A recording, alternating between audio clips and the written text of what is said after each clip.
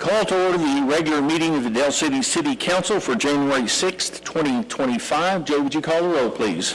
Councilman Dean. Here. Councilwoman Finch. Here. Councilwoman Brown. Here. Councilman Tatum. Here. Mayor Eason. Mayor is here. Would you please rise for the invocation?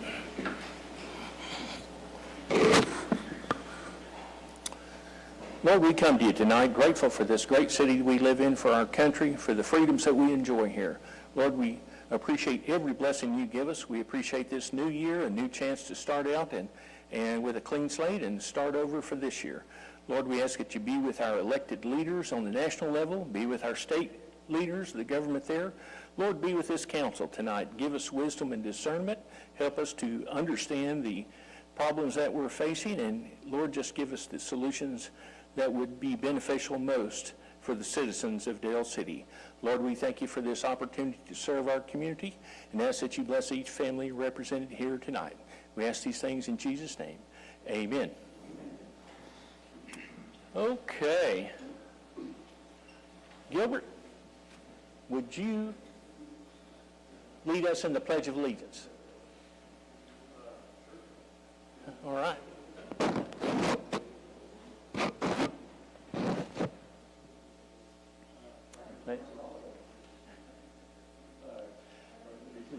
To the flag of the United States of America, and to the republic for which it stands, one nation, under God, indivisible, with liberty and justice for all. Thank you. Be seated. Tonight we have a proclamation to read, and I've asked Councilman for Ward 4, Scott Tatum, to read it for us. Go ahead, Scott. Whereas Dr. Martin Luther King Jr. was a visionary leader whose dream of equality, justice, and unity inspired a nation and continues to resonate across generations. And whereas Dr. King's unwavering commitment to nonviolence and his profound belief in the transformative power of love and understanding serve as a guiding light in our ongoing pursuit of a more perfect union. And whereas his leadership in the struggle for civil rights broke barriers, uplifted communities, and challenged our nation to confront injustice and inequality in all its forms. And whereas, as we observe this day in honor of Dr. King, we reflect on his teachings, recommit to his ideals, and strive to build communities rooted in dignity, opportunity, and respect for all people. And whereas the legacy of Dr. King calls upon each of us to engage in acts of hope and service, working together to transform his dream into reality and to ensure that the promise of justice and equality is fulfilled for all. Now, therefore, Floyd A. Eason, Mayor of the City of Del City, does hereby proclaim January 20th, 2025 as Dr. Martin Luther King Jr. Day, and encourage all citizens to honor his life, reflect on his vision, and take action to build a future worthy of his dream by marching forward, hand in hand, toward the promise of a brighter tomorrow.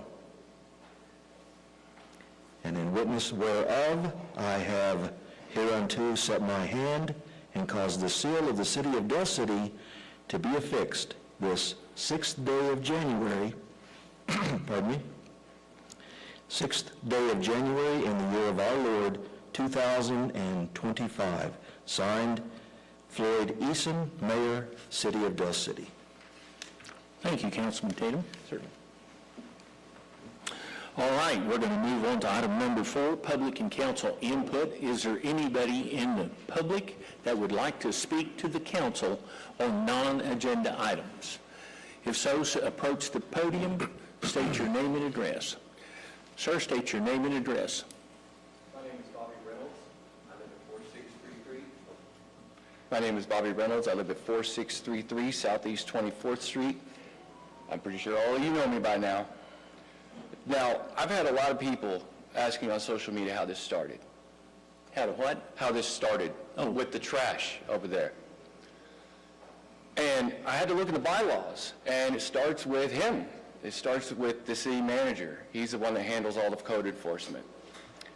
This was there for 5 days before I called about it, before I went and looked at it. I gave that video to Channel 4 as well. I gave them all the correspondence between us. I even gave them the correspondence of where she admitted that she didn't even know anything about it 5 days later. She? Claudia. Oh.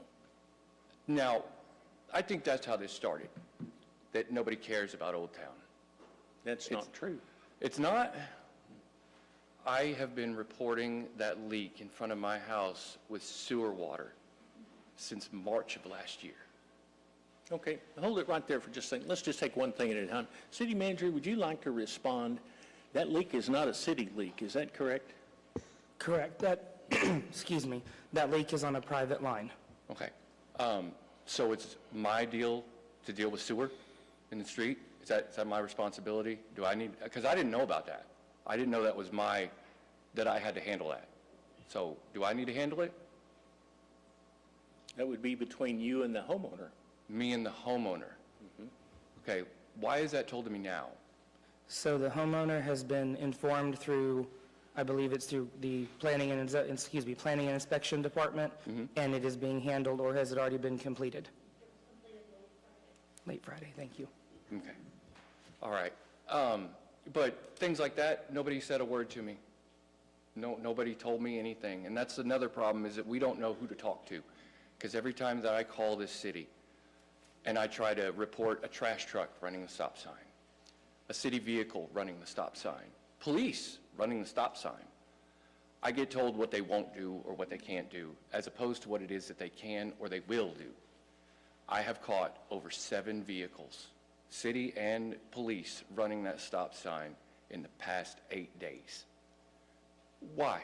What are we doing? Why can't? Have you noticed some of the other stop signs in town? I complain constantly about the one on Townsend and Pearl Way. Where do you complain about that, sir? To him? Okay. Because I've sent him every one of them. So I'm just wondering who else that I need to send it to, so we can make sure that we're doing the right thing here. I also complain about Dell Road and Glen Avenue. Okay. And they'll put an officer there. They never run that stop sign. Yep. But I have witnessed people going through those stop signs at 40 miles an hour. Okay. It's just, people are reckless right now. That's a great point. I have videos of where cops willingly let people go through that sign. Who do I send that to? That's something else. I have 27 in the past 60 days. Now, the reason I've been recording this, it was suggested by you, Pam, that I have a problem with the city on Facebook. It's been suggested by a police officer that I recorded, that I sent to both the mayor, to everybody, about him showing his bias because he didn't want to take the report that I had sent to JD on the 6th of December about a trash truck running that sign. It was never addressed because I called up Public Works and they said they didn't know anything about it. I got it recorded if you need it. And somebody saw that trash pile that worked for the city long before I did, and nobody said anything. Or did they? Can you name the person that saw that? What? Saw the trash pile. We've switched to trash pile now, is that correct? I don't know what you want to call it, but yeah, sure, the trash pile out in front of the middle school that people have to look at. You know, we have procedures that we have to follow, and that person that owns that house or entity, I believe it's bank-owned, but I'm not certain on that. That entity has the exact same rights as you do. Oh, absolutely. We can't come onto your property and say, we don't like your decorations, and pull them down. We can give you a notice and give you 10 days to rectify the situation. That's what's happening with that house right there. We're Okay. bound by laws by the state of Oklahoma, and we have to fit in between those sure. laws. So they have 10 days. The property owner has 10 days to Yeah. rectify the situation themselves. Got that. You don't have to cover that anymore. I understand that. I understand it's going to take a while. Why is it that it was 5 days before somebody said something about it? The city saw it. There were cops that were over there. And we can pull the GPS logs, because that's how I find out if I get a sustained judgment every time. We can see which cops were over there that saw it. Or, I mean, I can go over there and request video from the neighbors. And they can probably have ring cams or anything else of police officers that were sitting over there that didn't say anything to anybody. Why? I can't answer for the rest of the city, but as soon as it came to our attention, steps began Oh, yeah. processing it. And that's because I make sure I document everything. I'm going to get you a medal. I don't want a medal. You know what I want? I want people to care. I want you guys to care. I want Claudia to drive around her Okay, ward. but that's where you're wrong. We all care. I've lived here 60 years. I've lived in O-Town. My mom still lives in O-Town. My business is O-Town. I live here. I care. That's the only reason why I sit in this office. I have no political ambition other than to help this city. Well, let's start by helping it this way. I asked you last time I was here if we could get it investigated where Officer Scheer told me that he runs stop signs all the time and it's not a big deal. It was suggested today that it may have been in jest. Well, let's call up the witness that I had on the report. Why can't we call them? Why can't we show the video of where the cop is blaring his horn, driving down Vicky, stops at the light or stops at the sign, waits for me to see it, then goes ahead after he flashes his lights, going through the intersection. It's intimidation. It is. You can say it's not. It is. I ain't got nothing to lose anymore. That's what my motivation is. My motivation is that the police department that we need to have a rapport with as far as citizens, we have none. That's why probably a citizen didn't call, and I was the first one, because they know that it's just going to make problems, and they're probably afraid. And I hope that you understand that. I hope you do. That's probably why most of these people are here.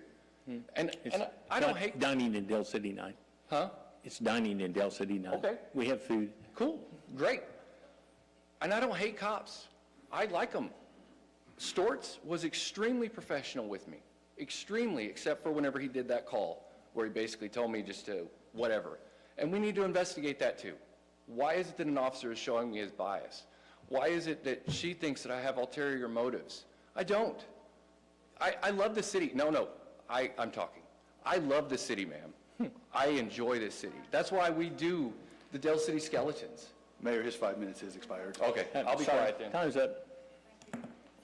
Is there anybody else that would like to address the council on non-agenda items? Yes, sir. I can always count on you, Ron. Ron McCall, 3403 South Boulevard, Del City. I wasn't going to talk about it, but he brought it up. I love our police department. I have a great rapport with our police department. I think they are outstanding. I have got nothing but great things to say. Agreed. They have handled any situation that I've ever asked. Maybe not in the timeline I wanted, but it was their story.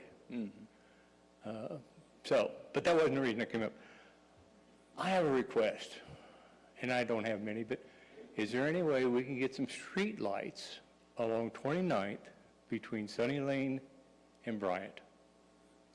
There are plenty of lights there, but none of them are street lights. Really? Really? Drive from Lassiter's especially to Bryant. It's almost very total dark. darkness. You get a The hold of main OG. reason I brought that up is I almost hit a gentleman the other night, about a week ago, who happened to be walking in the street, okay, there's no sidewalks on the south side especially. I mean, he was within his rights, but I did not see him until the very last minute because he was wearing all black. I had my lights on, but, you know.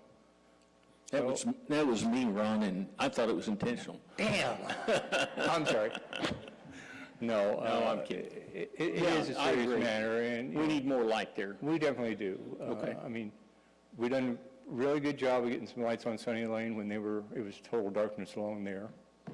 And so I'd just like to see if we can't get something done along that stretch. Just to be clear, excuse me, looking for street lights on 29th Street between Sunny Lane and Bryant. Primarily, I mean, the whole thing needs it, yes, but primarily from Lassiter's west. Thank you. If you take a drive down that street tonight, It's too dark. it's dark. Yeah, It's not too dark, it's dark. yeah. So, thank you. All right, thank you. Is there anybody else that would like to address the council on non-agenda items? I thought Francisco had something the way he was standing there, so anticipating. No? Thank you. All right. I'm sorry, Ron, do you have your hand up? I did. Do you want me to acknowledge it, or do you want me to leave you alone? Thank you. All right. Let's move on to the council. Councilman Tatum, do you have anything to bring before the council on a non-agenda item? I will say, I'll take just a moment, I'm not going to refer to Mr. Reynolds specifically, but just everyone who is concerned about that trash pile across from the middle school. I learned about it Friday.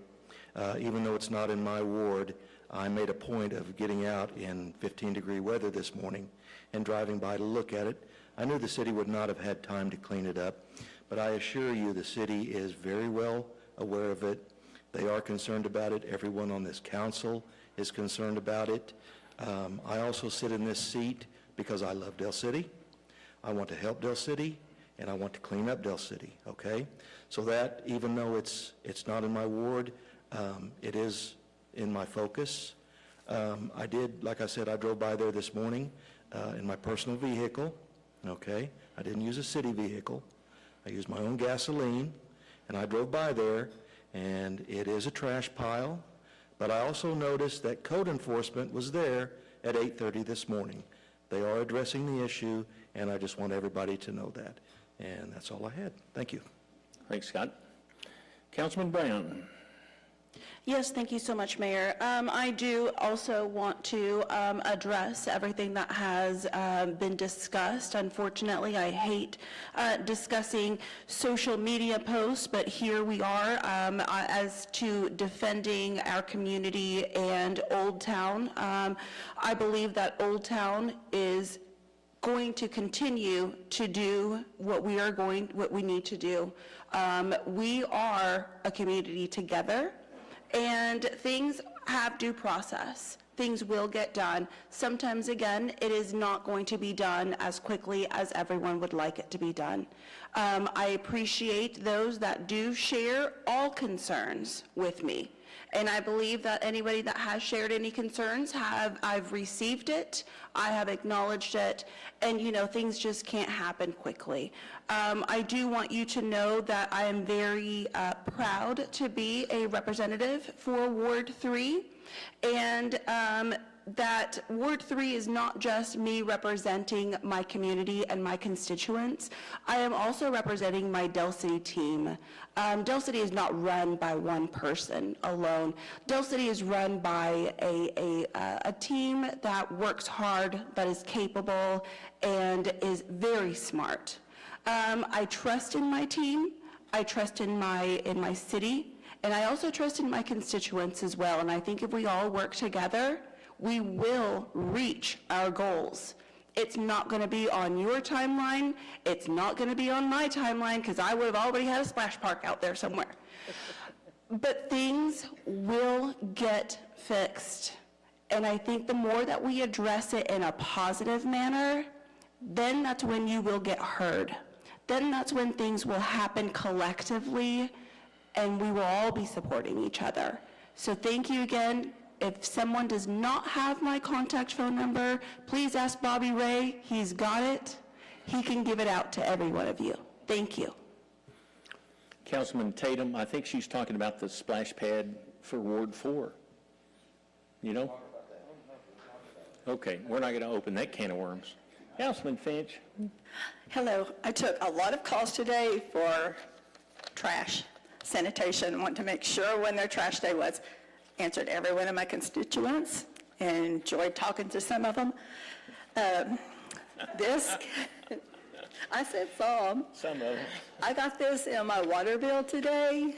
It has a lot of pertinent information on it. It's got a lot of good phone numbers on it. So that way, put it on your fridge. If you have a question, you can call sanitation, community center, wherever, but it's got a lot of good information. I'm looking forward to our meeting on Monday with JD and Kyle, so I can get updates on our economic development, see what we've got in the works for the future. I talked to Mayor Lindley, our former mayor. He was wanting to know about our veterans page on our website. And I talked to Kyle. Kyle said he's working on it, so I want everybody to know that it is in the works. That's it. Councilman Dean. So, you had brought up the question about a trash pile. We've been at the council meetings working on these trash piles as well. And so, one thing to know is on item number 11, you have an abatement. So if you look at your agendas, it's $719 for a trash pile that's probably smaller. It's a average size pile. So that's $719 that we're going to charge this homeowners and that we have to pay as a city because there's private contractors have to go out there and go do this project. That is what these homeowners are getting. And I want to go and yell that from the rooftops. Why? Because we do care about the city.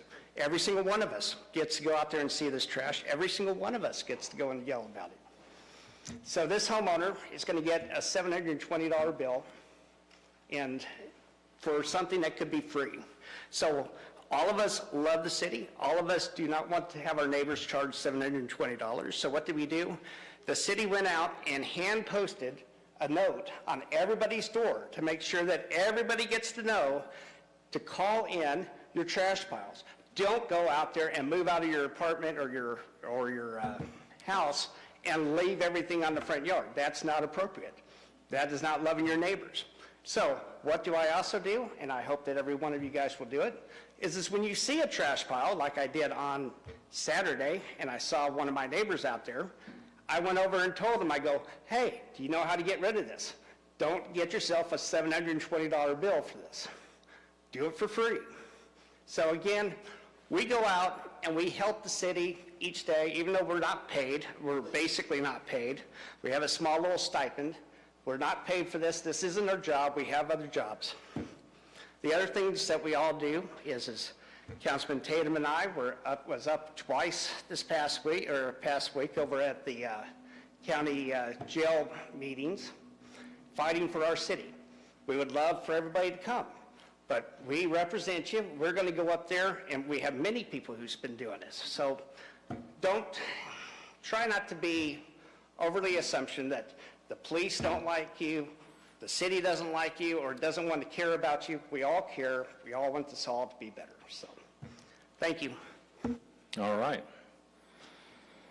Well, at this time, I'd like to entertain a motion to recess to the economic development part. We have dining in Dell City here tonight, and I'd like to hear a motion to recess to economic development.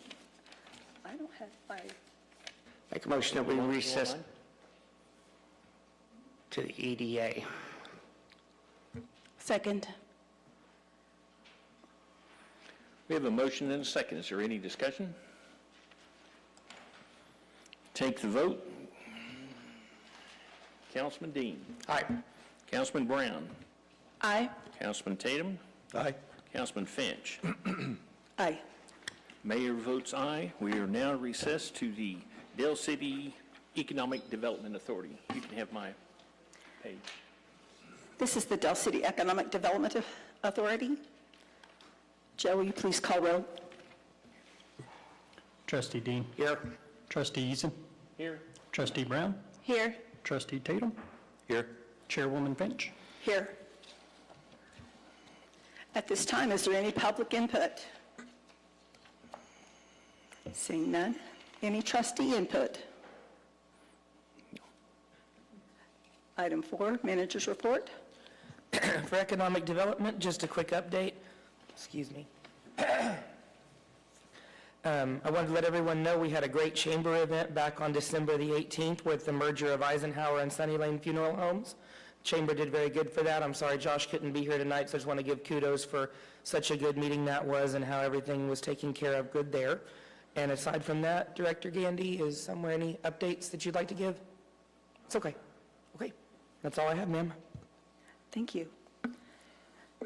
Item 5, discussion, consideration, possible action to approve minutes of the regular meeting of DCEDA of December 2nd, 2024. Make a motion we approve the minutes as written. Second. Any discussion? Take a vote. Trustee Eason. Aye. Trustee Tatum. Aye. Trustee Brown. Aye. Trustee Dean. Aye. Chair votes aye, motion passes. Item 6, Dining in Del City, recipient, January 2025. Presentation from the Economic Development Team on the Dining in Del City recipient for January 2025. Number 1, Barbecue and Burger is located at 5501 Main Street, Suite 104. I got up here a little early. But good evening, everyone. My name is Karina. I'm the marketing specialist for the City of Del City. I'm back with another month of Dining in Del City. I'm excited to announce that the Dining in Del City recipient, as you said, is number 1 Barbecue and Burger. Let's see, what truly makes number 1 Barbecue and Burger stand out is the heart behind it. Janet, the owner, took over the business in July of last year and has poured her passion and dedication into every dish.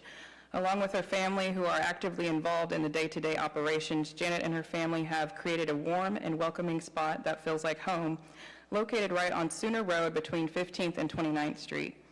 I have a short highlight reel of the restaurant and its menu items to share with you tonight. Following that, everyone will have the opportunity to enjoy some samples of their incredible food. She actually gave me catfish and pulled pork to sample, to make pulled pork nachos also.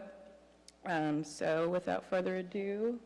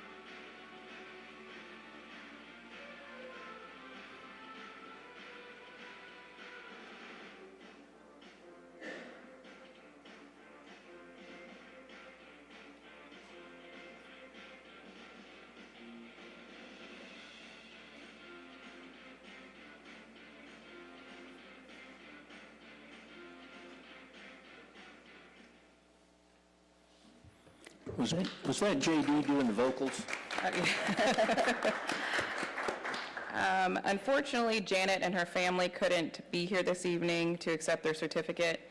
As you can imagine, the demands of running a small business 7 days a week, 10:30 a.m. to 9 p.m. are very high. Wow. So the certificate will be hand-delivered tomorrow, but their absence tonight only underscores their steadfast dedication to serving our community while also fulfilling her dreams as being a business owner. So I guess we can do the samples, and then I will have the mayor and vice mayor sign the certificate, and I'll deliver that to her tomorrow. Very good. Okay. All right, at this time, let's take a 10-minute recess. All right, everybody, get in line. Let's chat out.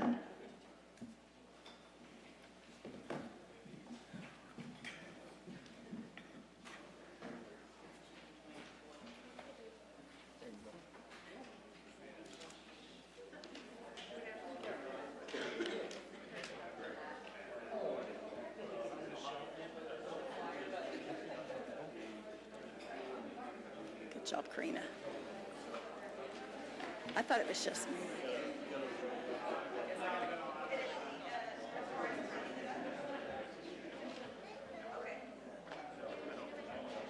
You doing okay?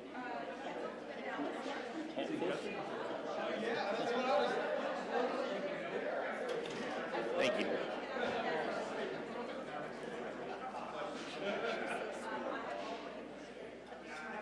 I beat the meanness out of her. I am.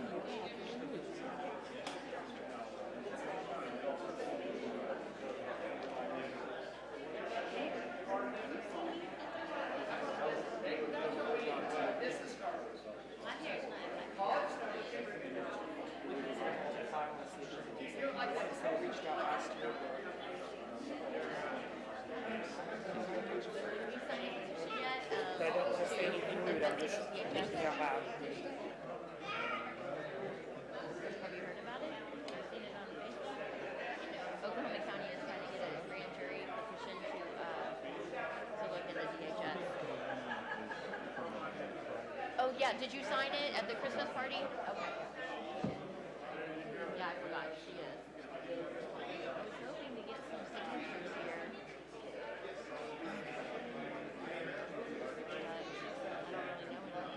And then my neighborhood meeting tomorrow is canceled because of the weather.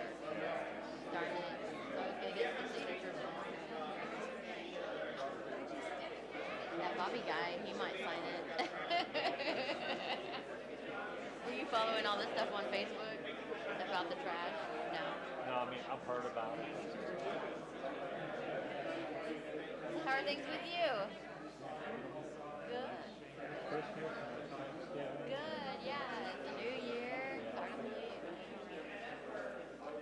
Yep. Staying engaged. There's a lot of people here. Are they just here for the food? They're here.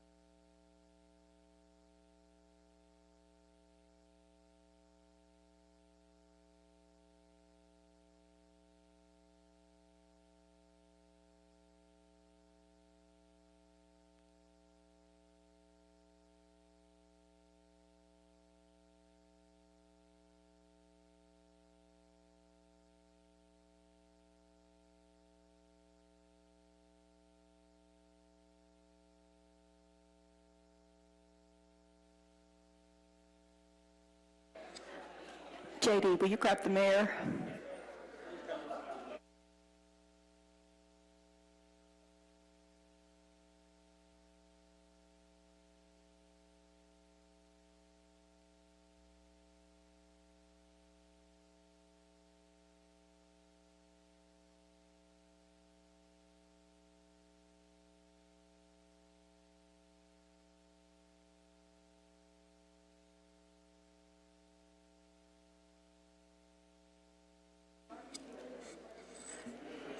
We are back from our recess.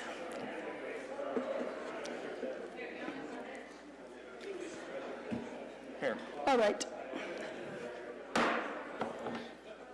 Order in the court. I always wanted to say that. This is the perfect time. You made the city attorney sit up straight. All right, we're back from recess. How was it, guys? Was it good? The catfish is Yeah. excellent. All right, at this time, we're looking for trust input. Seeing none, I am needing an adjournment to go back to city council. Make a motion that we adjourn back to the Dell City Council meeting. Second. Take a vote. Trustee Dean? Aye. Trustee Brown? Aye. Trustee Tatum? Aye. Trustee Eason? Aye. Chair votes aye. We are back at city council.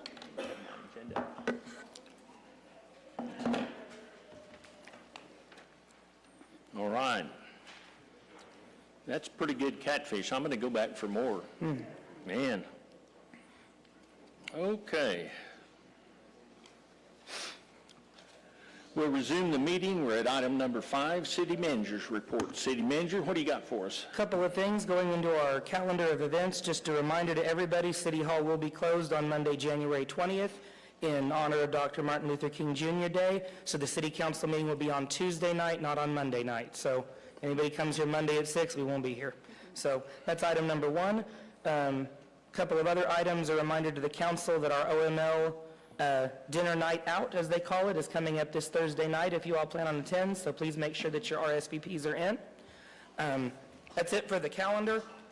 A couple of other things, I do want to take just a moment to make sure that I, as the city manager, address everyone with the same concerns that came in earlier, and I want to personally thank each and every one of Dell City staff. We have the most amazing city employees that we have ever seen. We do. So I want to make sure everyone knows that. Our employees work incredibly hard, as you all are going to see as we go through the agenda. Some of them are receiving awards tonight, but every department that we have works incredibly hard, and I am incredibly proud to see everything that they accomplish on every single day. So that is on the positive side. On the next side of things, let's go into the county jail. I know a lot of people have had questions about that, so to let everyone know, if you all have seen on the news today, Oklahoma County officially dropped their lawsuit against Oklahoma City because they believe that the Attorney General ruling that came out on New Year's Eve is enough for them to continue moving forward on the jail site. At this point, to let everyone know where we are in the legal process, the city of Oklahoma City is having their executive session to decide whether they are going to continue a legal battle to prevent the jail from moving forward. Not tomorrow, but next Tuesday is that executive session. The biggest thing I've had people ask me is what can they do?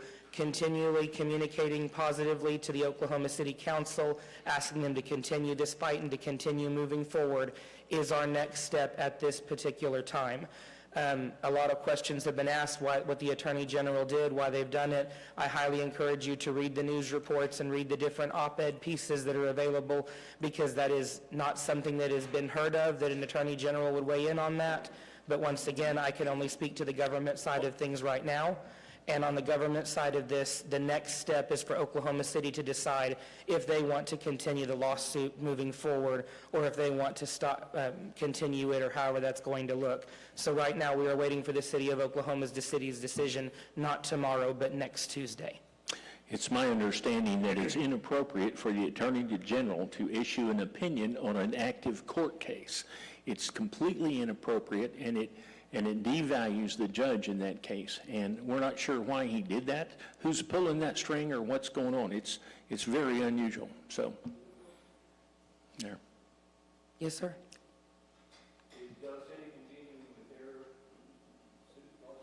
So depending on how Oklahoma City responds next Tuesday, well, then we'll have to make our next move, whatever that may be, and that'll be between us and our 3 law firms that are working with us. Yes, we are not we've not given up given the up. fight. And I would like to commend the Oklahoma City Council for the stand that they've taken on this and for the assistance they've offered us. They've been a true partner in this battle. And I saw something that said Del City was suing Oklahoma City. No, not even. That's not even true. We're working hand in hand with the city of Oklahoma City, and we appreciate all their help.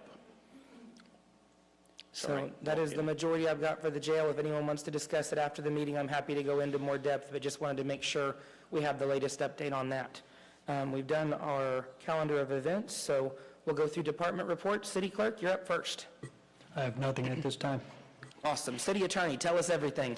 Good. Nothing. All right. It's always good when the lawyer has nothing, right? Assistant City Manager, would you like to go next? All right, okay. Development Director, anything from you? Do I have any other directors hiding in the background before I get to Chief Berger? Anybody? Okay. Chief, you're up.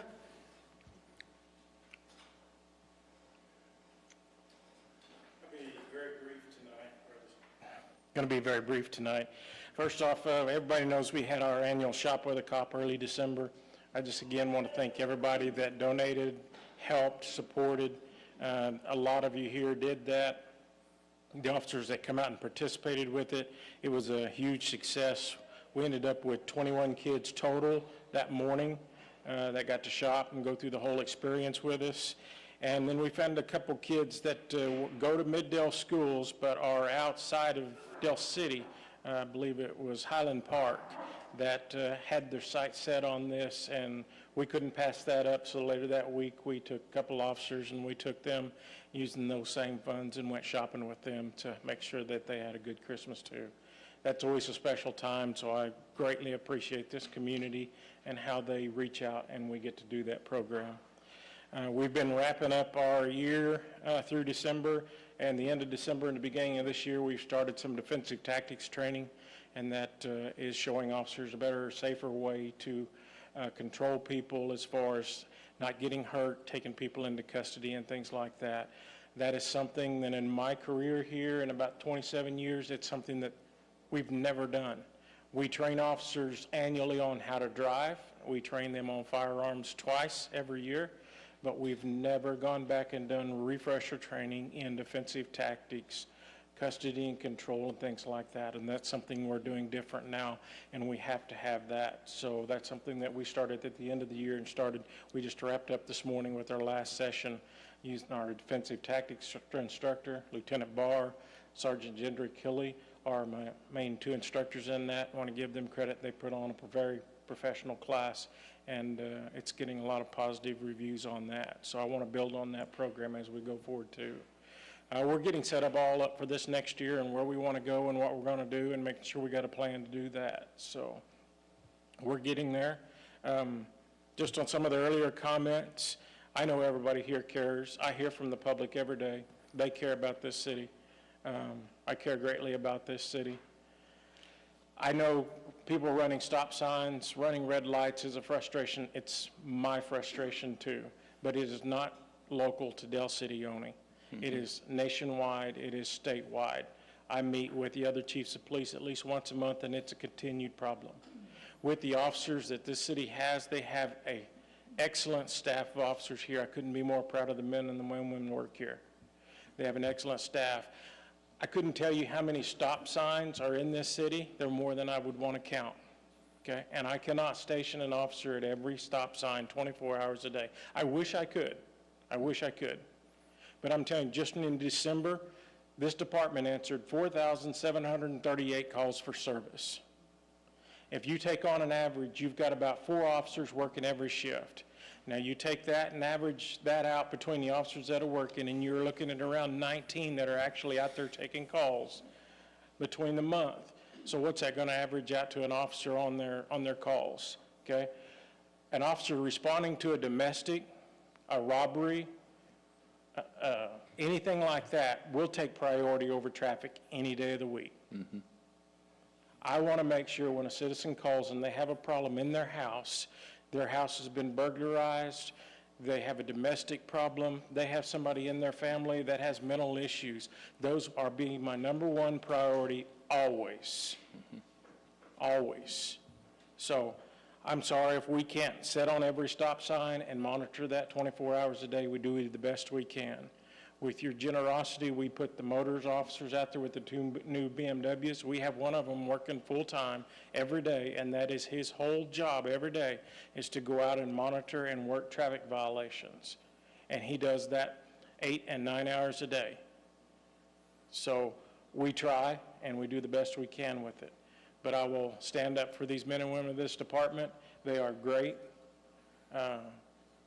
And they do the best they can, and we're doing the best we can. We couldn't do it if we had the double size of the officers. We couldn't monitor that kind of traffic. So when you bring it to my attention, I'll address it, and we'll move on. And we're not inhuman. We make mistakes. Officers make mistakes. I make mistakes. But they know we'll address them, and we'll handle them, and we'll move on from there. Chief, I just want to interrupt for just a second and say, I'm especially impressed since you've become chief of police, all the amount of training that you've accomplished with your staff and with the officers. And I think they're a fine bunch, and I'm very proud of our police department, and thank you for that. I wouldn't trade any of them. I would double them all if I could. Except maybe that, oh, no, I'm kidding. Thank you. Thank you, Chief.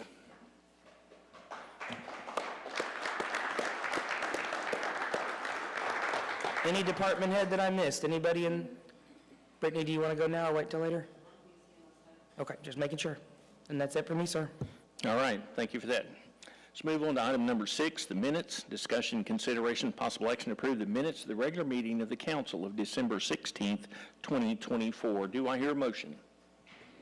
I'll make a motion to approve the minutes of the regular council meeting of December 16th, 2024. Second. We have a motion and a second. Is there any discussion? Take the vote. Councilman Tatum. Aye. Councilman Finch. Aye. Councilman Dean. Aye. Councilman Brown. Aye. Mayor votes aye. The motion is approved. Move on to item number 7, presentation of life-saving award. Presentation and discussion of the Dale City Police Department Life Saving Award is hereby being awarded to Officer Robert Colson and Officer Paige Great. On October 27th, 2024, officers responded to the 3000 block of Southeast 44th Street on a report of an unresponsive female. Both officers performed life-saving measures to the female until emergency medical personnel arrived on scene. Officer Colson and Officer Great displayed composure under pressure while quickly realizing the severity of the victim's injury and taking the immediate action that directly contributed to saving the victim's life. Let's see, do I hear a motion? No, I don't. Do I hear a motion to open this presentation? Make a motion, we open the presentation. Second. Pam beat you. We have a motion and a second. Any discussion? Take the vote. Councilman Dean. Aye. Councilman Finch. Aye. Councilman Tatum. Aye. Councilman Brown. Aye. Mayor votes aye. The presentation is open. Chief, we were just bragging on your people. Yeah. Brag some more. If you give me just a minute here to read this life-saving award. October 27th, 2024, Officer Colson and Officer Great responded to 3000 block of the Southeast 44th Street on a report of an unresponsive female. Officers located the female laying on the ground near the fuel pumps. Officers quickly assessed her condition, while Officer Great started CPR on the female. Officer Colson retrieved his Narcan and administered 1 dose of Narcan. Officers were unable to locate a pulse on the female and then started a sternum rub. Officer Great administered a 2nd dose of Narcan to the female. Officers then were able to detect a pulse for a short period before losing the pulse again. Officer Colson began chest compressions while waiting for emergency medical service to arrive. On arrival of emergency medical personnel, both officers assisted EMS in continued treatment. Emergency medical personnel applied AED pads, along with an ambu breathing bag to the female to assist her in her breathing. Eventually, the female regained consciousness, vomiting on Officer Colson's pants. The female was alert and talking before leaving the scene with the medical personnel. Officer Colson and Officer Great displayed composure under pressure, while quickly recognizing the severity of the victim's injuries and taking the immediate action that directly contributed to saving the victim's life. This conduct is keeping with the highest traditions of the Del City Police Department and the law enforcement profession.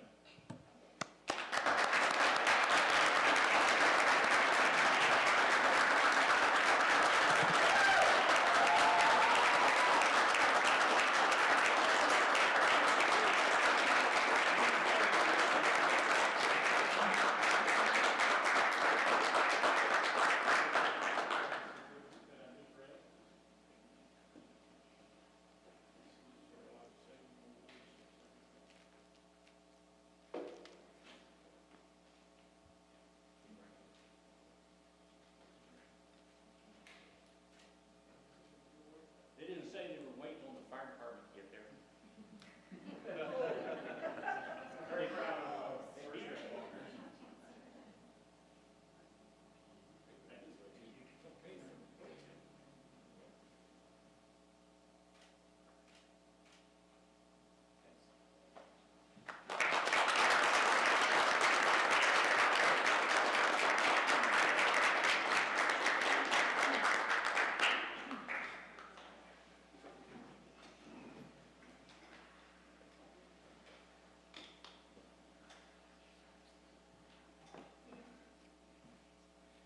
All right.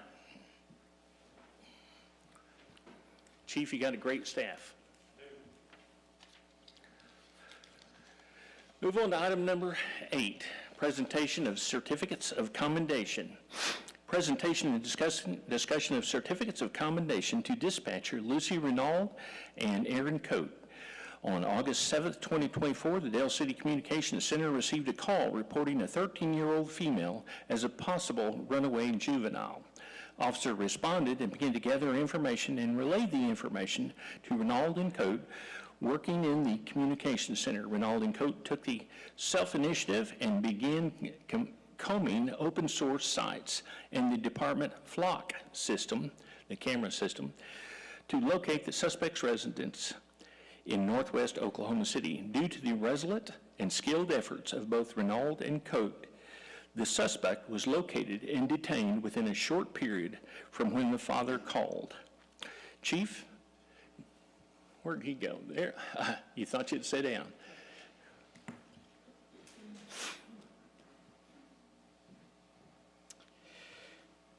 On August 7th, 2024, the Del City Communications Center received a call reporting that his 13-year-old daughter was a runaway from the residence. The father stated that he woke up to find his daughter not in her room.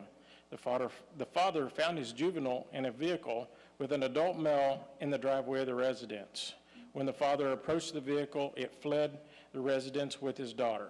Officers arrived on scene at the residence and began to gather information. Officers were able to obtain information on the juvenile's electronics to point to a suspect that was driving the vehicle. Officers gathered information and passed the information to dispatcher Lucy Renaud and Aaron Coate, working the Del City Communications Center. Both dispatchers took self-initiative and began combing open source and application sites to gather the needed details to assist officers in identifying and locating the adult male in his vehicle. Lucy and Aaron were able to search the flock system, locate the vehicle, and obtain license plate information. From that information they collected, they were able to locate an address for the male in northwest Oklahoma City. Oklahoma City Police went to the address, located the vehicle, and detained the male for Del City officers. Due to the resolute and skilled efforts of both Renaud and Coate, the suspect was located, detained within a short period from when the father called. This conduct is keeping with the highest traditions of the Del City Police Department and the law enforcement profession.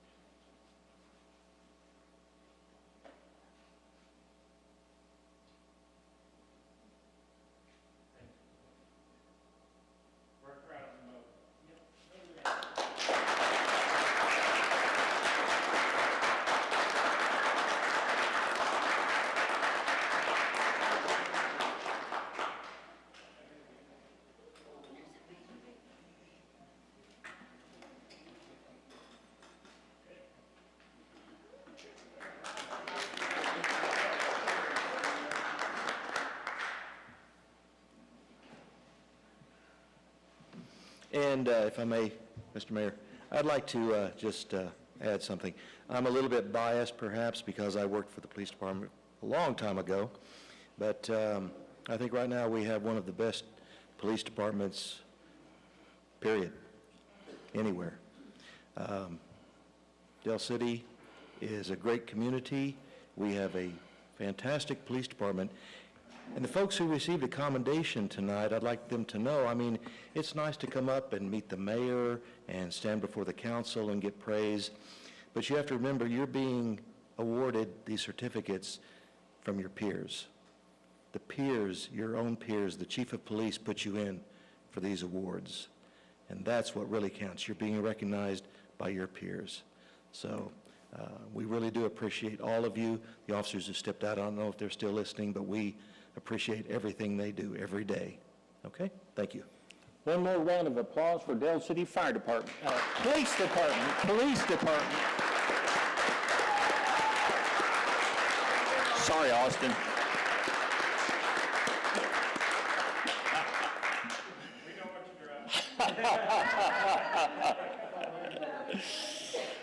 Slip of the tongue. Okay, let's move on to item number 9, TSET Innovations in Built Environment Grant 2025 Matching Fund. Discussion, consideration, possible action to approve with modifications, or deny resolution number 01062025, pledging matching funds for the Tobacco Settlement Endowment Trust, TSET. Innovations in Built Environment Grant 2025. Authorize mayor to endorse same. Do I hear a motion? I'll make a motion to approve resolution number 01062025, pledging matching funds for the Tobacco Settlement Endowment Trust, Innovations in Built Environment Grants 2025. Authorize mayor to endorse same. Second. We have a motion and a second. Is there any discussion? Take the vote. Councilman Finch. Aye. Councilman Brown. Aye. Councilman Tatum. Aye. Councilman Dean. Aye. Mayor votes aye. The motion carries. Item number 10, public hearing, Tobacco Settlement Endowment Trust Grant Applications, Built Environment Grant and Discovery Grant. We'll take item A first, the public hearing. Discussion, consideration, possible action to approve or deny holding a public hearing regarding Del City's desire to apply for 2 Tobacco Settlement Endowment Trust grants. Grant funds will be used to build a pickleball court. This is what we're discussing, right? Thank you. On the grounds of the Del City Community Center, and to fund free fitness classes at the community center. Do I hear a motion for discussion? I'll make a motion to approve holding a public hearing regarding Del City's desire to apply for 2 Tobacco Settlement Endowment Trust grants. Grant funds will be used to build a pickleball court on the grounds of the Del City Community Center and to fund free fitness classes at the community center. Second. We have a motion and a second. Is there any discussion? Take the vote. Councilman Tatum. Aye. Councilman Dean. Aye. Councilman Finch. Aye. Councilman Brown. Aye. Mayor votes aye. The motion carries. I open the public discussion, and I'd like to just jump in there first on this public discussion. I understand pickleball court and all that, but that's not set in stone. That's what we're discussing right now. Is that correct, City Manager? Correct. Because for the last 6 or 7 years, we've been discussing a disc golf course at Ray Trent Park. And I don't know much about pickleball. I'm sure it's very popular, but I also know that a disc golf course is very popular. And I would like for the council to consider, instead of the pickleball court, perhaps look into a disc golf course. And I think we can do that for the same or less money. And I see you poised, ready to grab the mic. but- Sorry, go ahead. So this is a discussion, and if someone out there has something that they would like to add in for the council to consider, this is the time. If you want to put a domino side in or, something else, this is the time. This discussion is open to the public, and anybody that would like to add to it is certainly welcome to step up to the microphone. Okay, that's my 2 cents. Okay, my 2 cents. So when you came up with the Frisbee golf thing, I actually brought pickleball to the discussion. And at that time, it wasn't very popular. So put your gavel down. I think it's a very popular thing. It's easy for not only the youth to play it, but also the senior citizens. It's a sport it's active. I think it'll be enjoyed here in our city. I think that we're one of the last communities to not have a pickleball court. And That's my 2 cents. may I also add, City Manager, you can correct me if I'm wrong, but the TSET grant requires that the funds be spent for health reasons or something health-related, is that correct? Yes.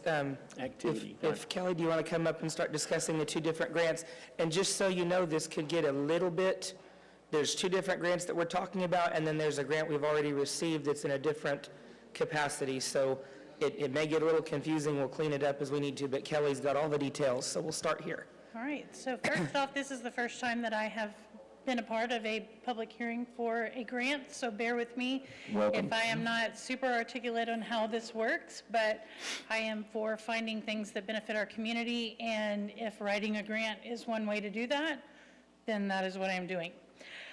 We are applying for 2 different grants, like the city manager said. One is called the Innovations in Built Grant Environment, and the other is the Discovery Grant. Both have an application deadline of February the 12th, 2025.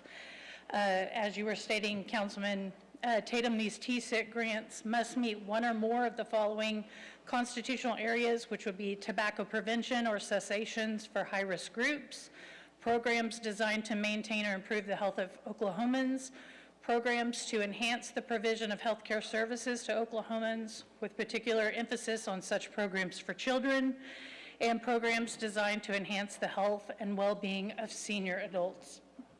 Since there's 2 different grants, I want to keep it simple, so I'll talk about the Innovations in Built Environment grant first, and then we can have any discussions that anybody would like to have, and then I'll come back up about the Discovery Grant so we don't muddy the waters.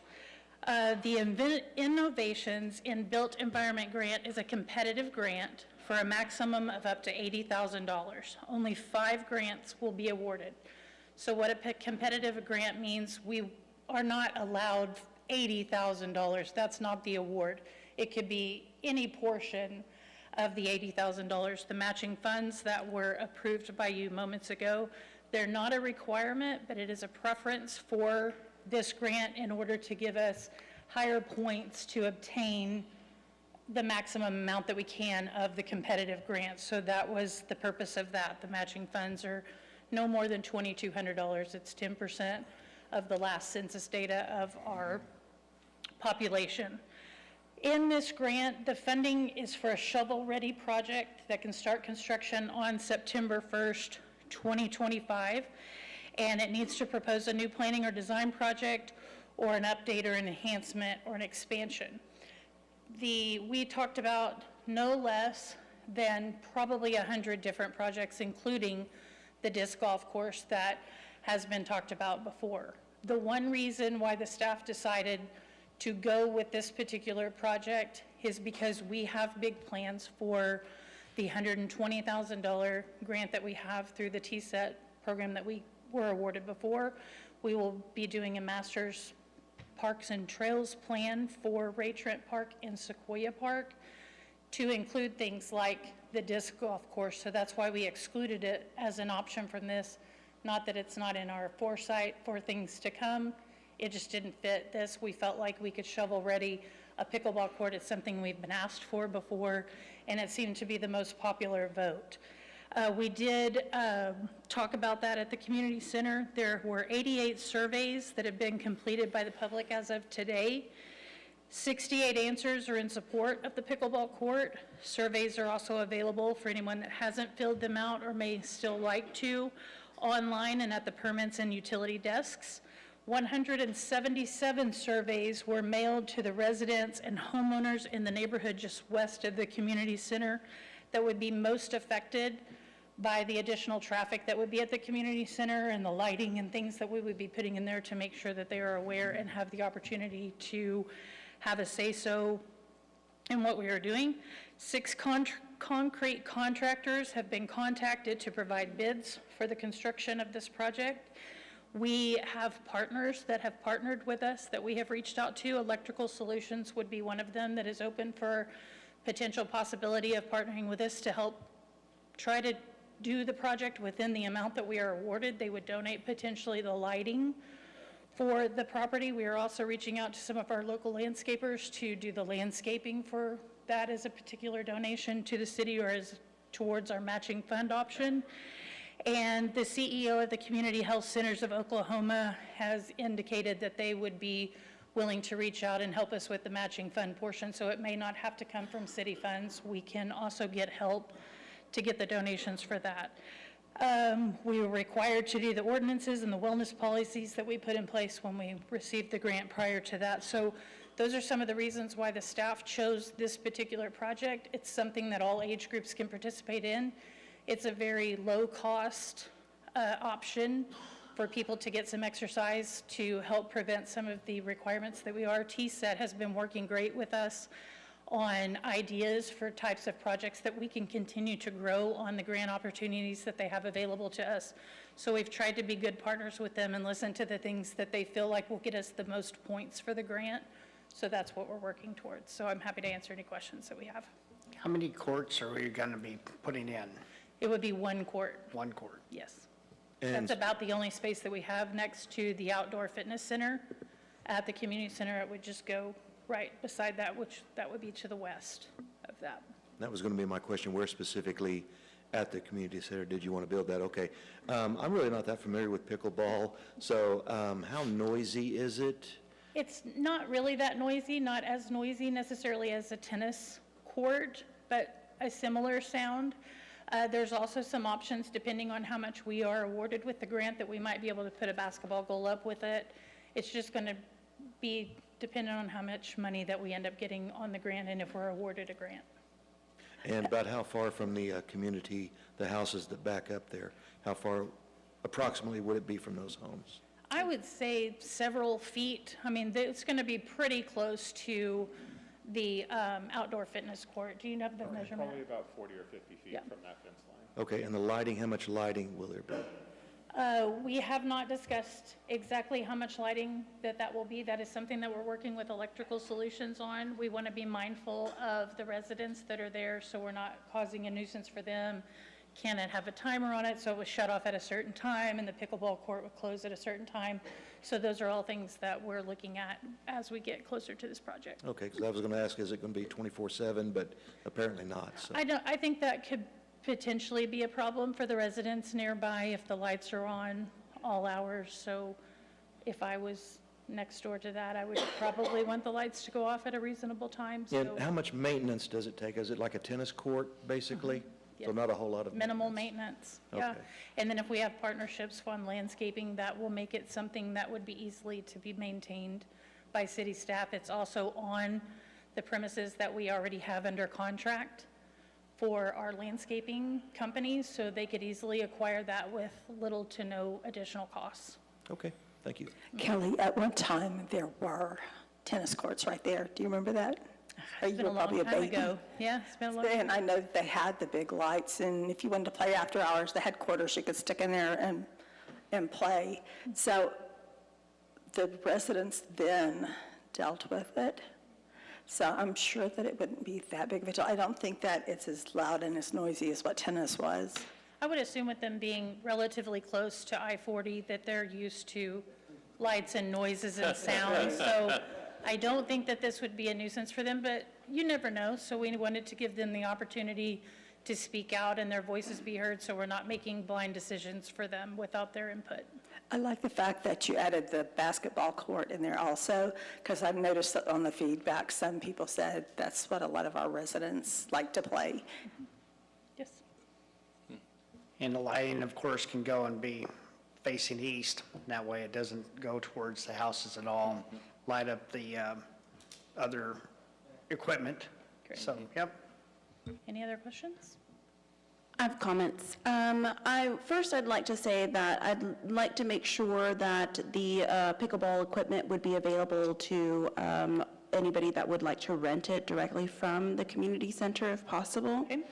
And I would like to see if, I hate to say, but I believe on my end, this might be a little bit niche, and, within the next 4 years, who knows what's going to happen. So I do like the fact that we would be adding something else that has been prevalent and has lasted the times, like basketball or even an actual tennis court, and making sure that since it is something new and something that maybe a lot of our community has not done or really heard of, or maybe has only just heard about those things, if we could also implement maybe some classes, since it is at the community center, I just want to make sure that there will be an opportunity for those people that do not know how to play, and for those youth, mainly for the youth, so they can learn how to play it and not actually not know how to play and possibly ruin the equipment. So I want to just make sure that we do make an initiative to, if we are going to do pickleball, then let's just be Pickleball Del City and really go 100% and not just put it up and then that's it. I want to make sure that the community is able to actually partake and not just watch it be there. And I will absolutely tell you, that is not Ward 3, okay? I still want my park. I know that we have talked about it, and I will be throwing out ideas since we're throwing them out there.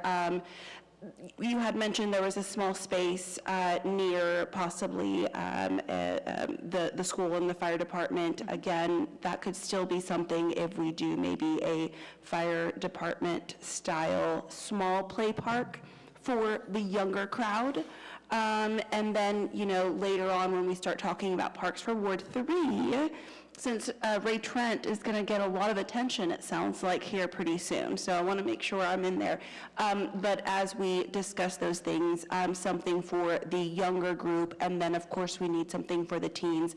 And hopefully, if we can really bring in the teens with this pickleball by making sure they are learning and that they have the equipment available to them. Thank you. I understand.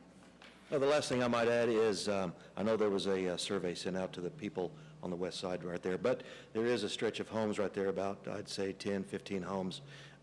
Before it is absolutely set in stone that it's going to be built, could we make sure that somebody from the city gets a hold of those people to let them know that there are going to be additional lights, maybe additional sound, more cars going down there? Yes. That whole situation, and get some feedback from those people that live along Wood Edge and 12th, right in there. Okay. The sound is going to be competing with the interstate. I understand, which is pretty bad. If you don't have any more questions for me, I'll step aside in case a citizen has something. Thank you, Kelly. Anybody from the public like to comment on this?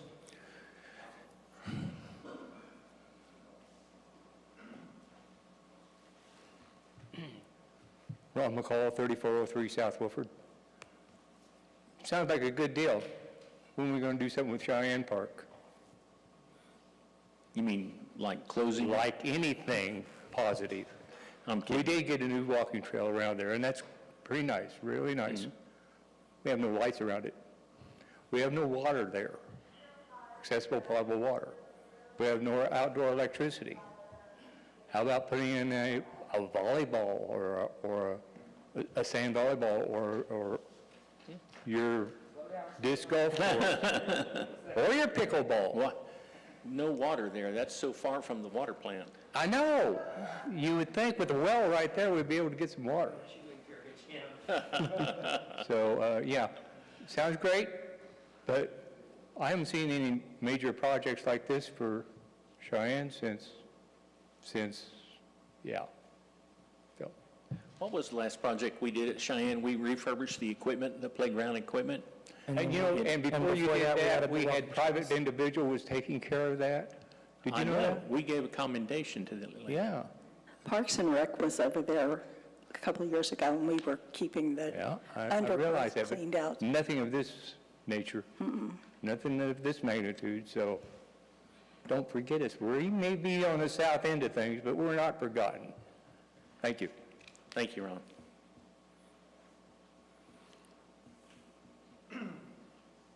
I'm Gilbert Pettis, 4101 Prairie Lane. Everybody's talking about youth, youth, youth. I go 3 days a week to the Midwest City Senior Center. I like to say you're in town, in Dell City, with a senior center or some type of fitness. Mayor, we talked a long time ago about converting that part of that old library into a senior center. That's I'd correct. like to know, let's 6 go in years that ago. direction. The senior center then, myself, I'd like to do something more about it for the community. We talked about that today.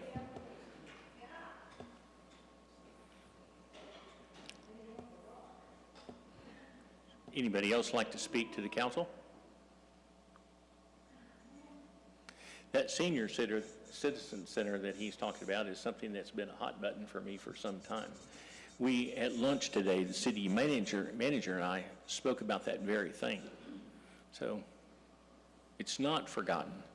We have had a funding issue. Yeah, I'm with you.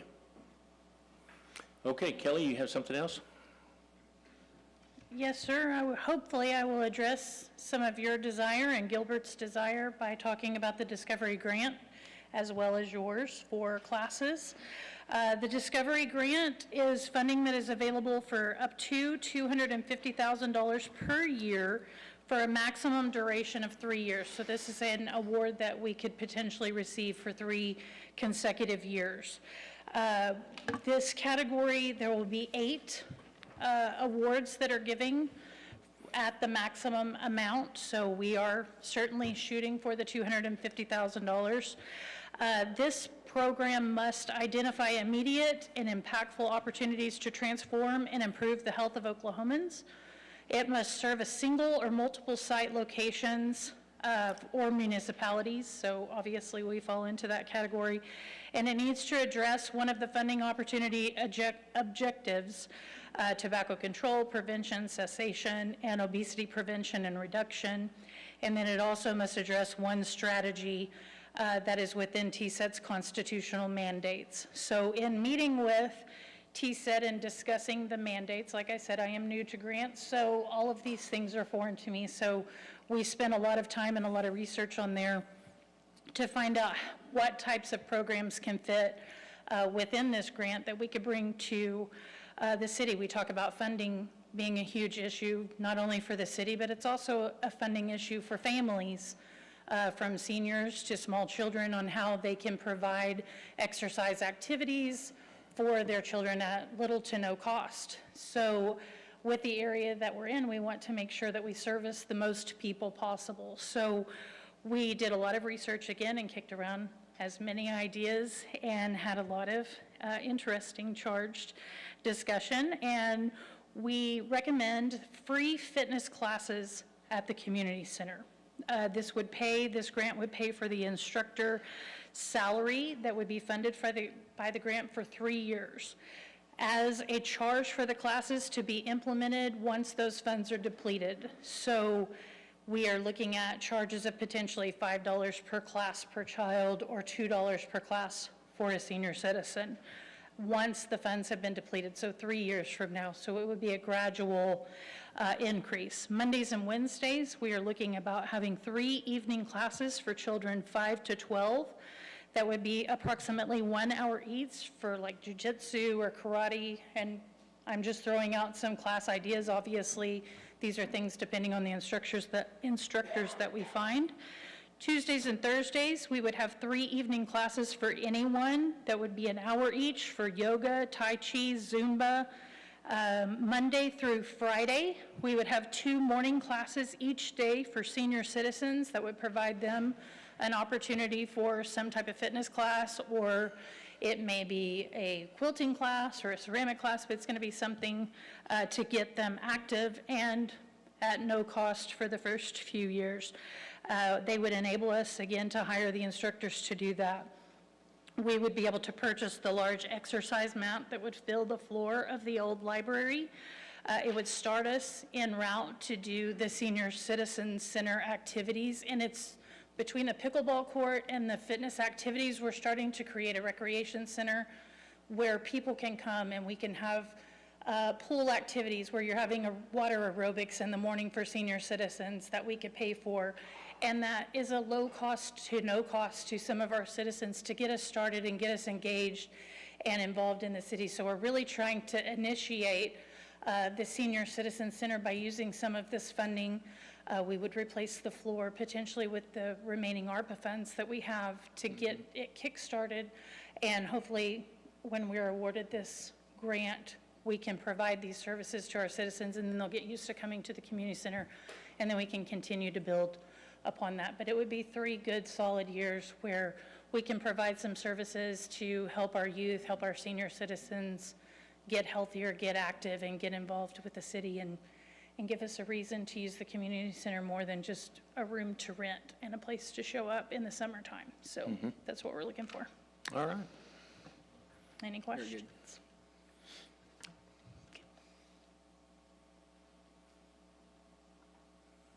So Gilbert, you're going to learn Tai Chi and water aerobics and... Mayor, I'm a certified Oklahoma Health Department Tai Chi instructor now. Cool. Sign him up. Sign him up. Very cool. Very cool. All right. Is there anybody else that'd like to participate in this public hearing? Anybody on the council? I would entertain a motion to close the public hearing at this time. I make a motion that we close the public hearing. Second. We have a motion and a second. Is there any discussion? Take the vote. Councilman Brown. Aye. Councilman Tatum. Aye. Councilman Dean. Aye. Councilman Finch. Aye. Mayor votes aye. The public hearing portion of this is now closed. Item B, determination of public hearing. Discussion, consideration, possible action to approve or deny making a finding that is in the best interest of maintaining and/or improving the health of the citizens of Dell City and to seek the required public input via surveys to complete applications for the Tobacco Settlement Endowment Trust, TSET, grants for building a pickleball court and a fund-free fitness classes at the community center. Do I hear a motion? I'll make a motion to approve as written. Second. We have a motion and a second. Any discussion? Take the vote. Councilman Finch. Aye. Councilman Dean. Aye. Councilman Brown. Aye. Councilman Tatum. Aye. Mayor votes aye. The motion carries. Move on to item number 11, it's assess abatement costs to property owners. Discussion, consideration, possible action to approve and ratify or deny and remove the assessment cost in the total amount of $719.54 to property owners for cleanup of property previously abated in accordance with Dale City Code Sections 13-106 through 13-114. The only property on the list tonight is 509 Leslie. The owner is Nimitz Properties 9 of Oklahoma City, and the total expenses are $719.54. Do I hear a motion? Make a motion that we approve ratifying the assessment cost in a total amount of $719.54 to 509 Leslie, and for property that was previously abated. That's it. Second. We have a motion and a second. Is there any discussion? Take a vote. Councilman Dean. Aye. Councilman Tatum. Aye. Councilman Brown. Aye. Councilman Finch. Aye. Mayor votes aye. The motion carried. Excuse me. Item number 12, contract on-call professional service. Discussion, consideration, possible action to approve, approve with modifications, approve and ratify or deny entering into a task-based contract with Freese and Nichols, GH2 Architects, Professional Engineering Consultants, and Aguirre and Fields to provide professional services. These agreements will provide professional services including engineering, architect, surveying as needed for a term not to exceed 1 year. Compensation for each task will be determined based on the agreed scope of work with a cost not to exceed $50,000 per task.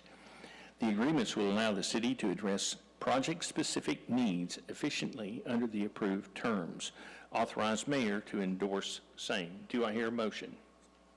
I'll make a motion to approve a contract with Freese and Nichols, GH2 Architects, Professional Engineering Consultants, and Acquire and Fields to provide professional services for a term not to exceed 1 year.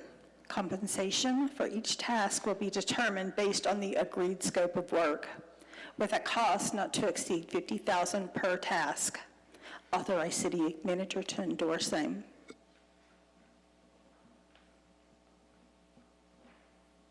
Second.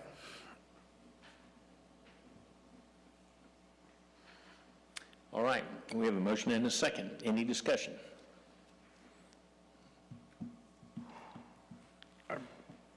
Okay. Mr. Managers, basically the plan is just to have them on call to Yes, we've had quite a few incidents come, Kyle, are you jumping up?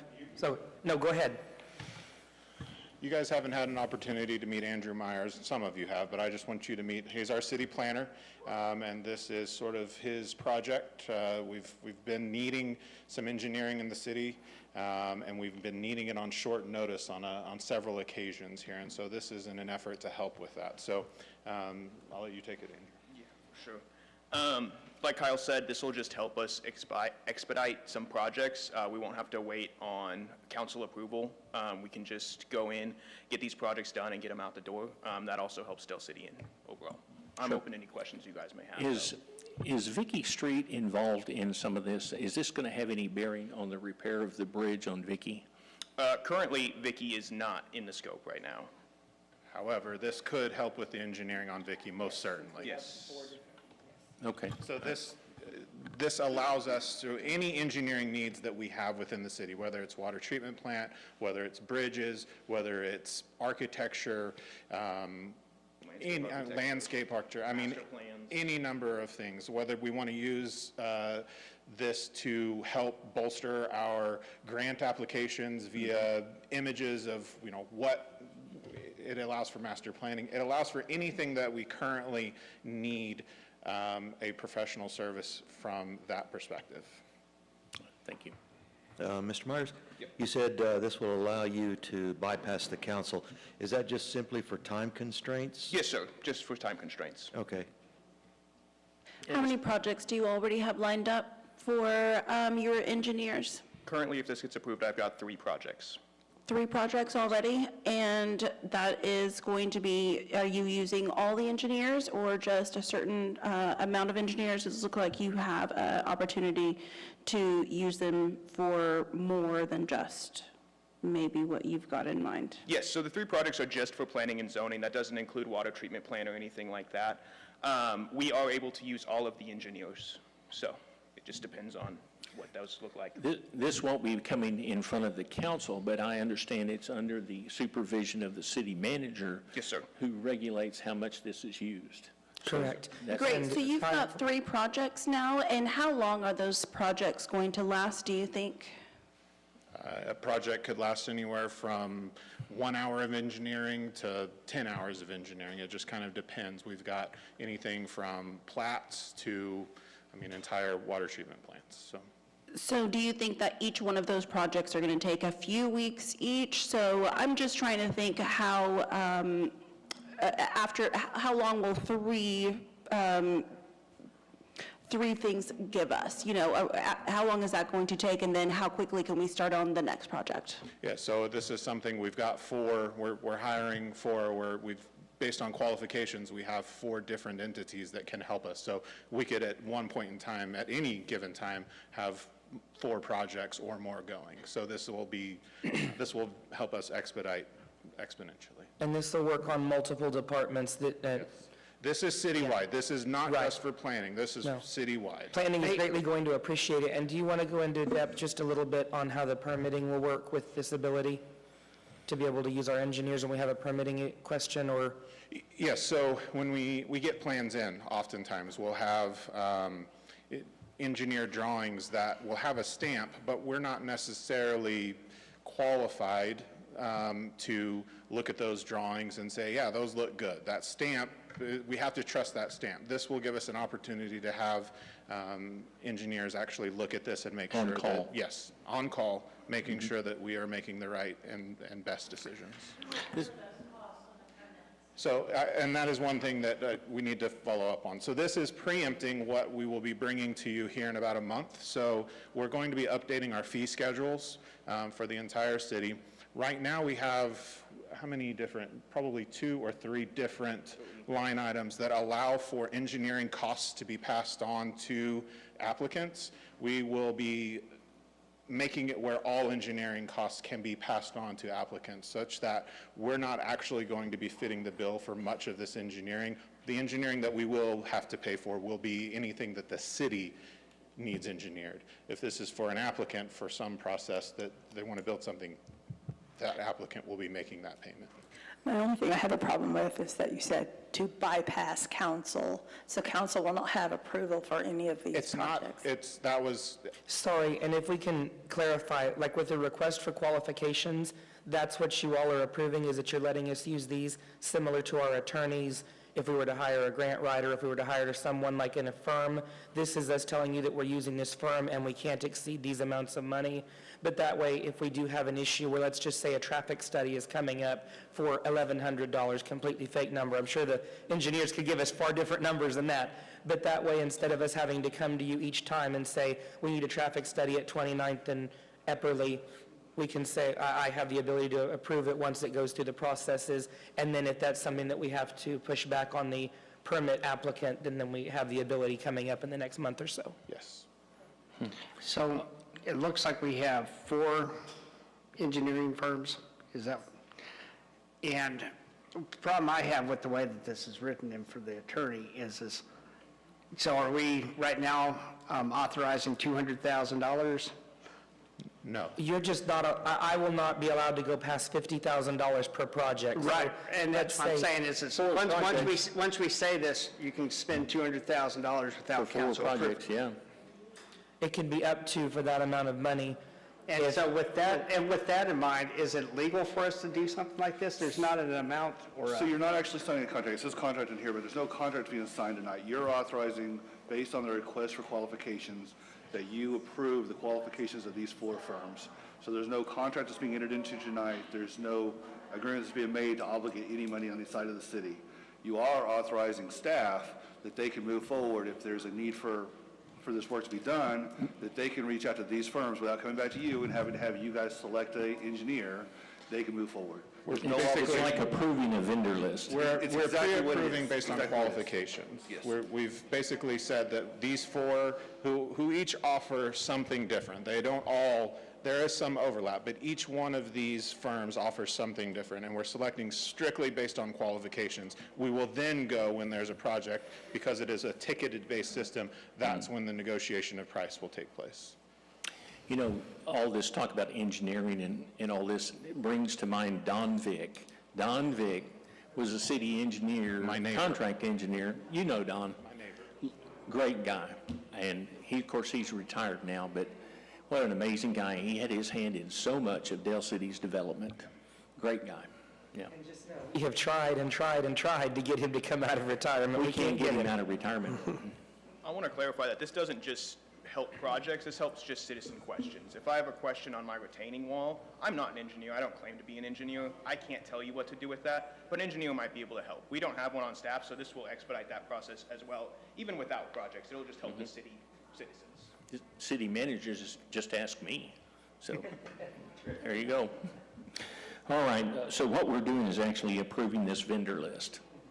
Okay, we're not committing to 200,000. And the other thing for us to consider is we don't have a city engineer, so. That's true. So really, This puts us on this call. has the ability to satisfy. That is the goal, is to try to replace that with Okay, 4. very good. All right, thank you, guys. Is there any more discussion? We have a motion and a second. Let's take the vote. Councilman Finch. Aye. Councilman Dean. Aye. Councilman Tatum. Aye. Councilman Brown. Aye. Mayor votes aye. The motion carries. I assume you guys are the people we're talking about. Well, great. And- Welcome to Dell City. And for our people who's here, is we're a very small city with a very small tax base. So we have projects such as in Ms. Finch's ward where we have a culvert ditch, that the bridge has gone out. And to try to find some logical replacements for that thing would be of great help. So if you guys can try to tailor your engineering for our size city would be great. All right, thank you. Let's move on. Item number 13, surplus of 2 police vehicles. Discussion, consideration, possible action to approve or deny the declaring surplus of 2 police vehicles, both 2014 Ford Taurus, VIN number, yes, and other VIN number. Authorize the final disposition as approved by the city manager. Are these the police chief and deputy chief cars? Is this what? No, not this time. Oh, not this time? All right. Okay. Do I hear a motion? Make a motion that we approve declaring surplus 2 police vehicles, 2014 Ford Tauruses. Approved final disposition as the city manager. Second. I hope those are those rusty, nasty-looking ones that we have seen from time to time. Adam? Good. Glad to see them go. All right, we have a motion and a second. Is there any discussion? Take the vote. Councilman Dean? Aye. Councilman Tatum? Aye. Councilman Brown? Aye. Councilman Finch? Aye. Mayor votes aye. The motion carries. Is there any other council input? Of course. We've had the engineers here for quite some time, so if you would just feel free to leave. Andrew would just like to talk to you out in the hallway. You don't need to stay with us. That's all. Thank you for coming. I do look forward to talking with Jennifer, though. I hear you're with Grants. Woohoo! You're going to be one of the best ones, I'm sure. All of you. The whole team is amazing, but Grants, yay. Thank you. No further council input. Make a motion we adjourn to the Del City Municipal Services Authority. Second. We have a motion and a second. Is there any discussion? Take the vote. Councilman Dean. Aye. Councilman Brown. Aye. Councilman Tatum. Aye. Councilman Finch. Aye. Mayor votes aye. We are now adjourned to the Del City Municipal Services Authority. Call to order the Del City Municipal Services Authority for January 6, 2025. Joe, would you call the roll, please? Trustee Dean. Aye. Trustee Finch. Aye. Trustee Brown. Aye. Trustee Tatum. Here. Chairman Eason. Chairman is here. Is there anybody in the public that would like to address the Municipal Services Authority on non-agenda items? Seeing none, do any of the trustees have anything? Yes, I would like to again reiterate how proud I am of Brittany's team for having touched every single door and delivered by hand the new sanitation updates. I thought that was an amazing feat. You did it, and congratulations to your team. Thank you, guys. Looking forward to that new schedule, seeing how that works. That's exciting. Okay, moving right ahead. Manager's report. So before Director Parrott gets up here to speak, yes, on fantastic work on everyone getting out there and having to tape everything to the doors and whatnot. Kelly, we found a wonderful way instead of having to do mailing, right? Something we can do quite often, so yeah. And it falls into the TSET program. Yes, healthy. But no, everyone did a wonderful job on that, and we do greatly appreciate it. So at this time, Director Parrott. Okay, so Berger got his 5 minutes to brag about his people, so I want 5 minutes to brag about my people.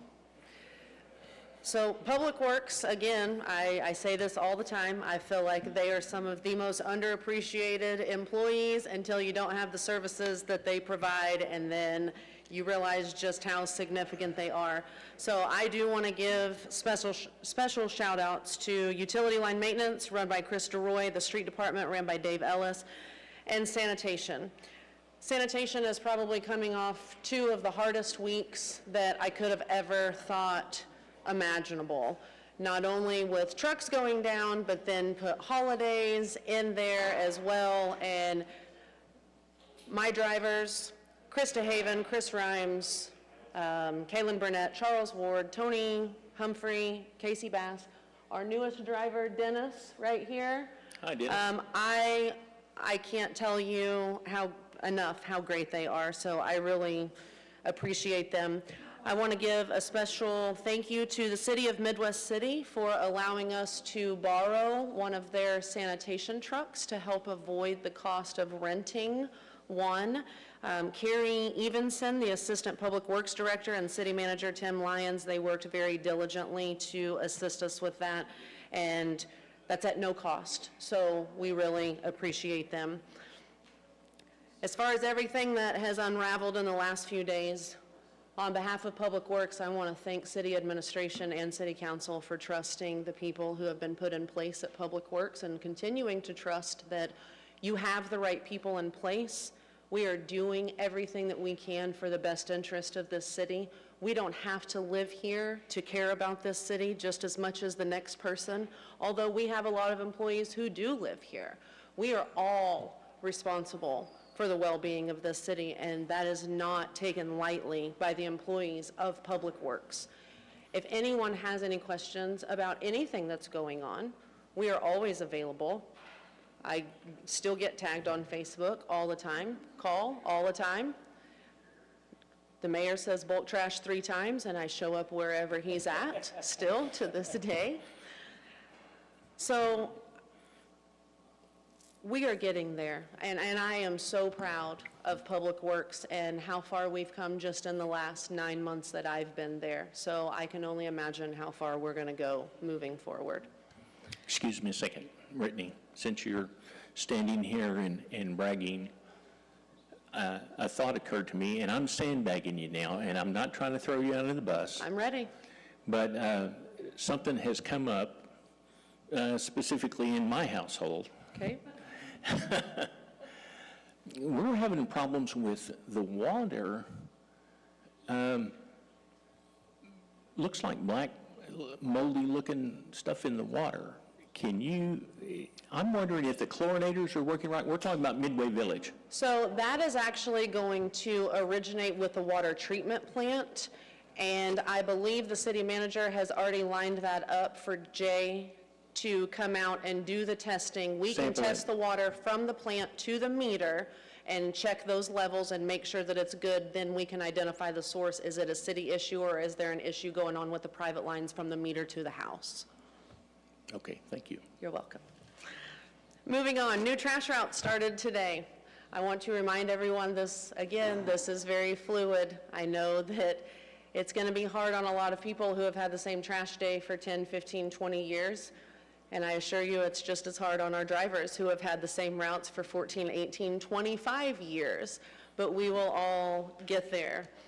If anyone this first week, call us. We are more than happy to come back and help everyone try and get adjusted to this new day throughout the next 4 days. Just call the number on your trash can. A question did come up, and I just want to clarify that sanitation employees are not going to a 4-day work week. We are going to a 4-day route week. Sanitation employees will now work the same schedule as other city employees, and there are several reasons that we went to this change. Again, drivers to get holidays, that helps with employee retention. The employees can assist with bulk trash on Fridays if they need to. That gives us time to do more vehicle maintenance, preventive maintenance, vehicle repairs.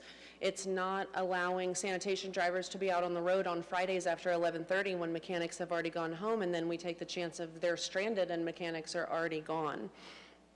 And it also allows for an extra day to make up if we need that.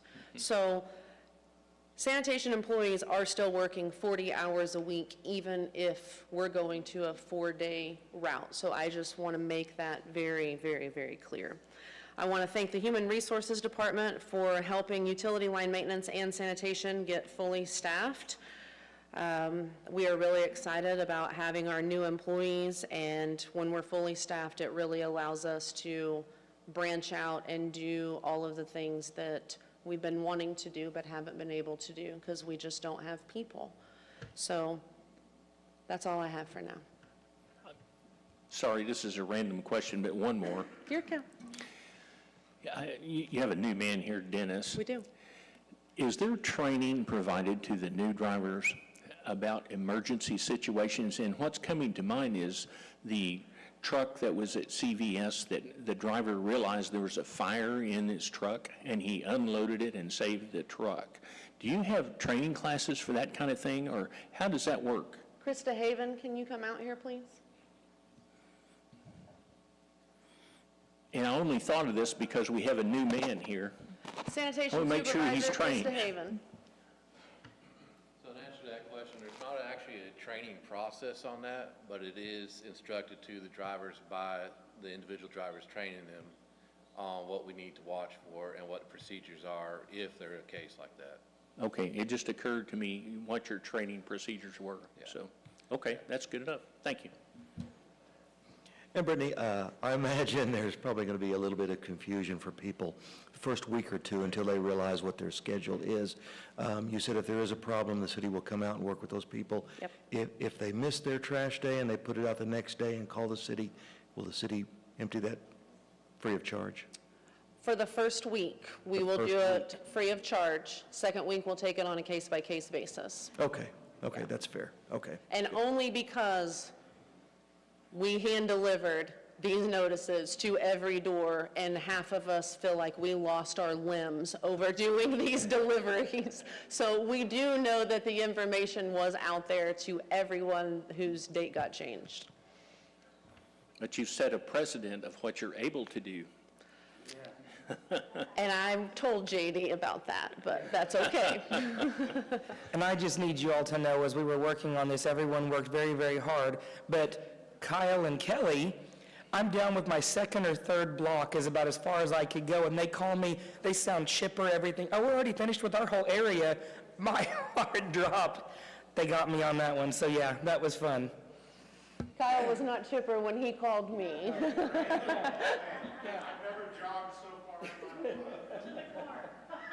Yeah, exactly. Yes, it was great. It was a lot. I had a trash truck come down my street this morning, go, what day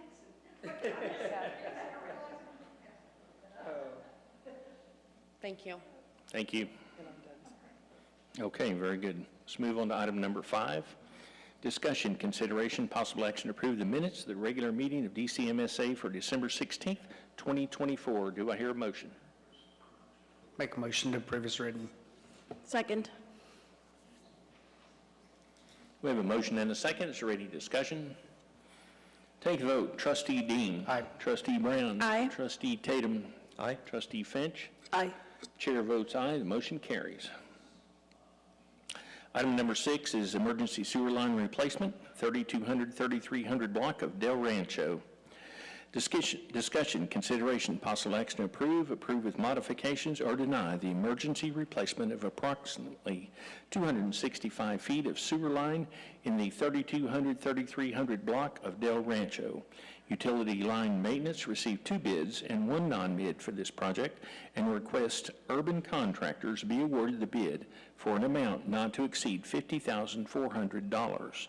Project will be funded through the sewer line capital outlay fees, which are restricted funds specifically for infrastructure upgrade and repair. Do I hear a motion? I'll make a motion to approve as written. Second? We have a motion and a second. Is there any discussion? Can we discuss, so what is our capital outlay fees on the bill? Is it a quarter or is it $2? The water line and sewer line capital outlay fees are not a set amount. It varies based on your sewer rate that's averaged based on your winter consumption. Okay. And, Okay. thank you. That's in this newsletter. January, February, March. Yes, yes. Everybody's going to quit taking baths in the wintertime to save water. Ron? At the end of this thing, we probably should have a discussion about, in the final part, about our fees and our bills coinciding for winter, because right now we're 2 to 3 months behind, and it's not part of this. So let's go on, let's Yeah, move let's move on. on, and hopefully catch that at the very end, and I believe probably Mr. McAuliffe probably has something about it. I had a question, okay, we're in winter months, but we're being told to drip your water. Yep. It's going to increase our water use. Yep, and your sewer usage. So therefore, our, Tricky. yeah, Yeah. I see my Thank you for that.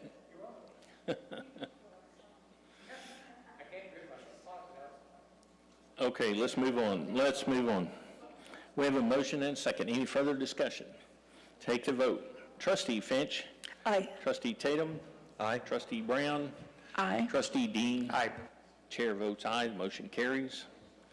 Item number 7 is to purchase 2 Con Curbmaster SLEA side loader compactors. Discussion, consideration, possible action to approve with modifications, or deny the purchase of 2 Con Curbmaster SLEA 28-yard automatic full eject side loader compactor body only from United Engines for an amount not to exceed $390,000, $195,000 each. This purchase will be made through state contract number SW00197. The Con Curbmaster bodies are purchased separately from the Battle LET-2 cabin chassis. The 2 parts together complete the assembly for the residential sanitation truck. Do I hear a motion? Before we get a motion, Director Parrott has one update on this that we needed to approve with modification. If you all will continue, please. My apologies. We got clarification on the price for each of these agenda items today. The total amount itself is not going to change, but one came in $8,000 cheaper, the other one was $8,000 more, so we just need to flip-flop the pricing. So this is the Battle agenda item, is that correct? This is the side loaders. So these will be 200 flat apiece. And then the next agenda item will be $199 apiece. So it goes from $390,000 to $400,000 is what you're telling us. Is this for the new driver? No. Dennis?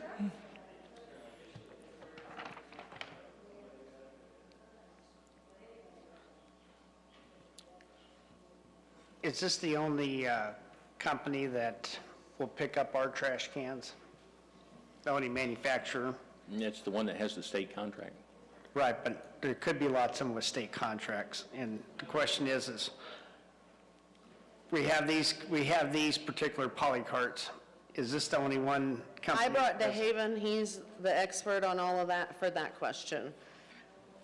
So this goes from $195 to $199 a piece.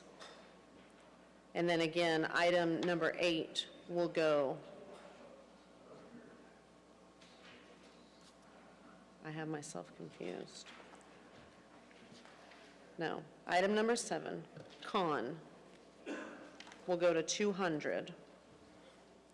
They're not listed 400,000 for 2. Correct. This is your final offer, right? I know. 200,000.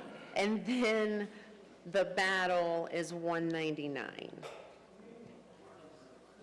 From 201,000? Correct. Is 199? Correct. So whoever makes a motion on this, if you make a motion to approve, please make the correction in your motion. And now DeHaven can answer all things truck related. Director Parrott? Director Parrott. I got a little confused right there. You said these are $199 on item 7, $199 apiece. You said On one item would be. 8. No, I'm still talking about item 7 for the can. 7 is 200,000 apiece. 200,000 apiece. Correct. So the numbers, the only thing changing is the numbers. An amount not to exceed 400,000 at 200,000 each. Okay, so that's. Just look at this one, don't look at the next one yet. Okay, so that's $10,000 more on item 7. 10,000. It's the radio. Okay. And how much for item 8 will it be? We'll get to that in a less? minute. Let's just do item 7 at this time. Oh, the total did change. I confused you, Councilman Tatum. Yes. Okay. Item number 7, that's right. Yeah, let's stay on 7. Okay. On the list, the polycarts are universal. We are looking at the best option price-wise on a replacement because our normal vendor is no longer representing the ones that we were using. So on state contract, this is the next best offer that we have. It just seems, of course, it's been about 4 or 5 years since we bought the last ones, but significantly more expensive. Yes. And all the different manufacturers The are, prices have actually come down over the last year, because when I looked to budget this last year, we were looking, I think it was $520,000 a truck total. That's chassis and compactor body both. So it's come down significantly. That's- Still pricey, but What's the chassis brand? What chassis are you putting these on? it's called Battle. They used to be Crane Carrier. Gotcha.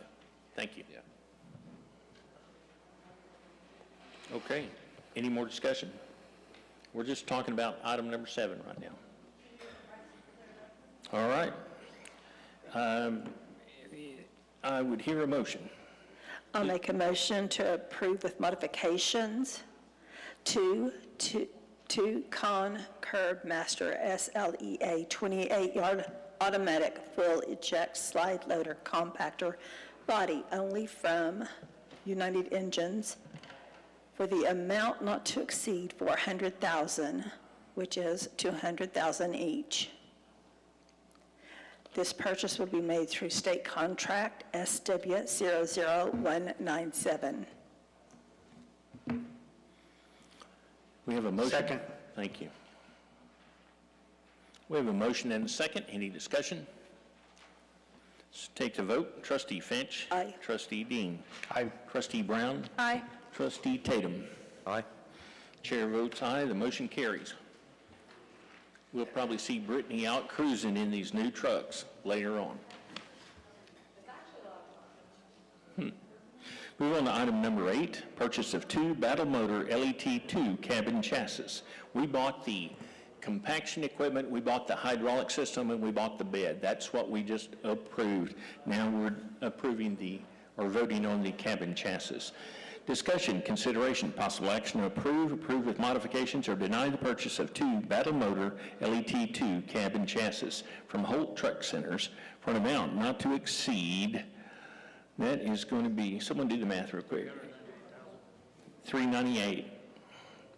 For an amount not to exceed $398,000. That is $199,000 each. That'll be a correction.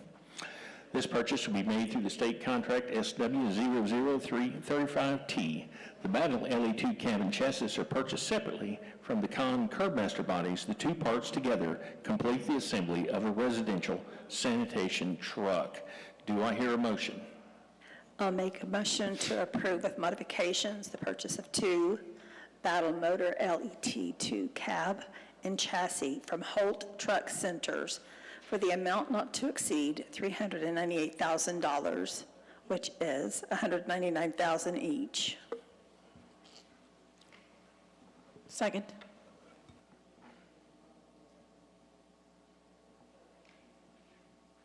We have a motion and a second. Is there any discussion?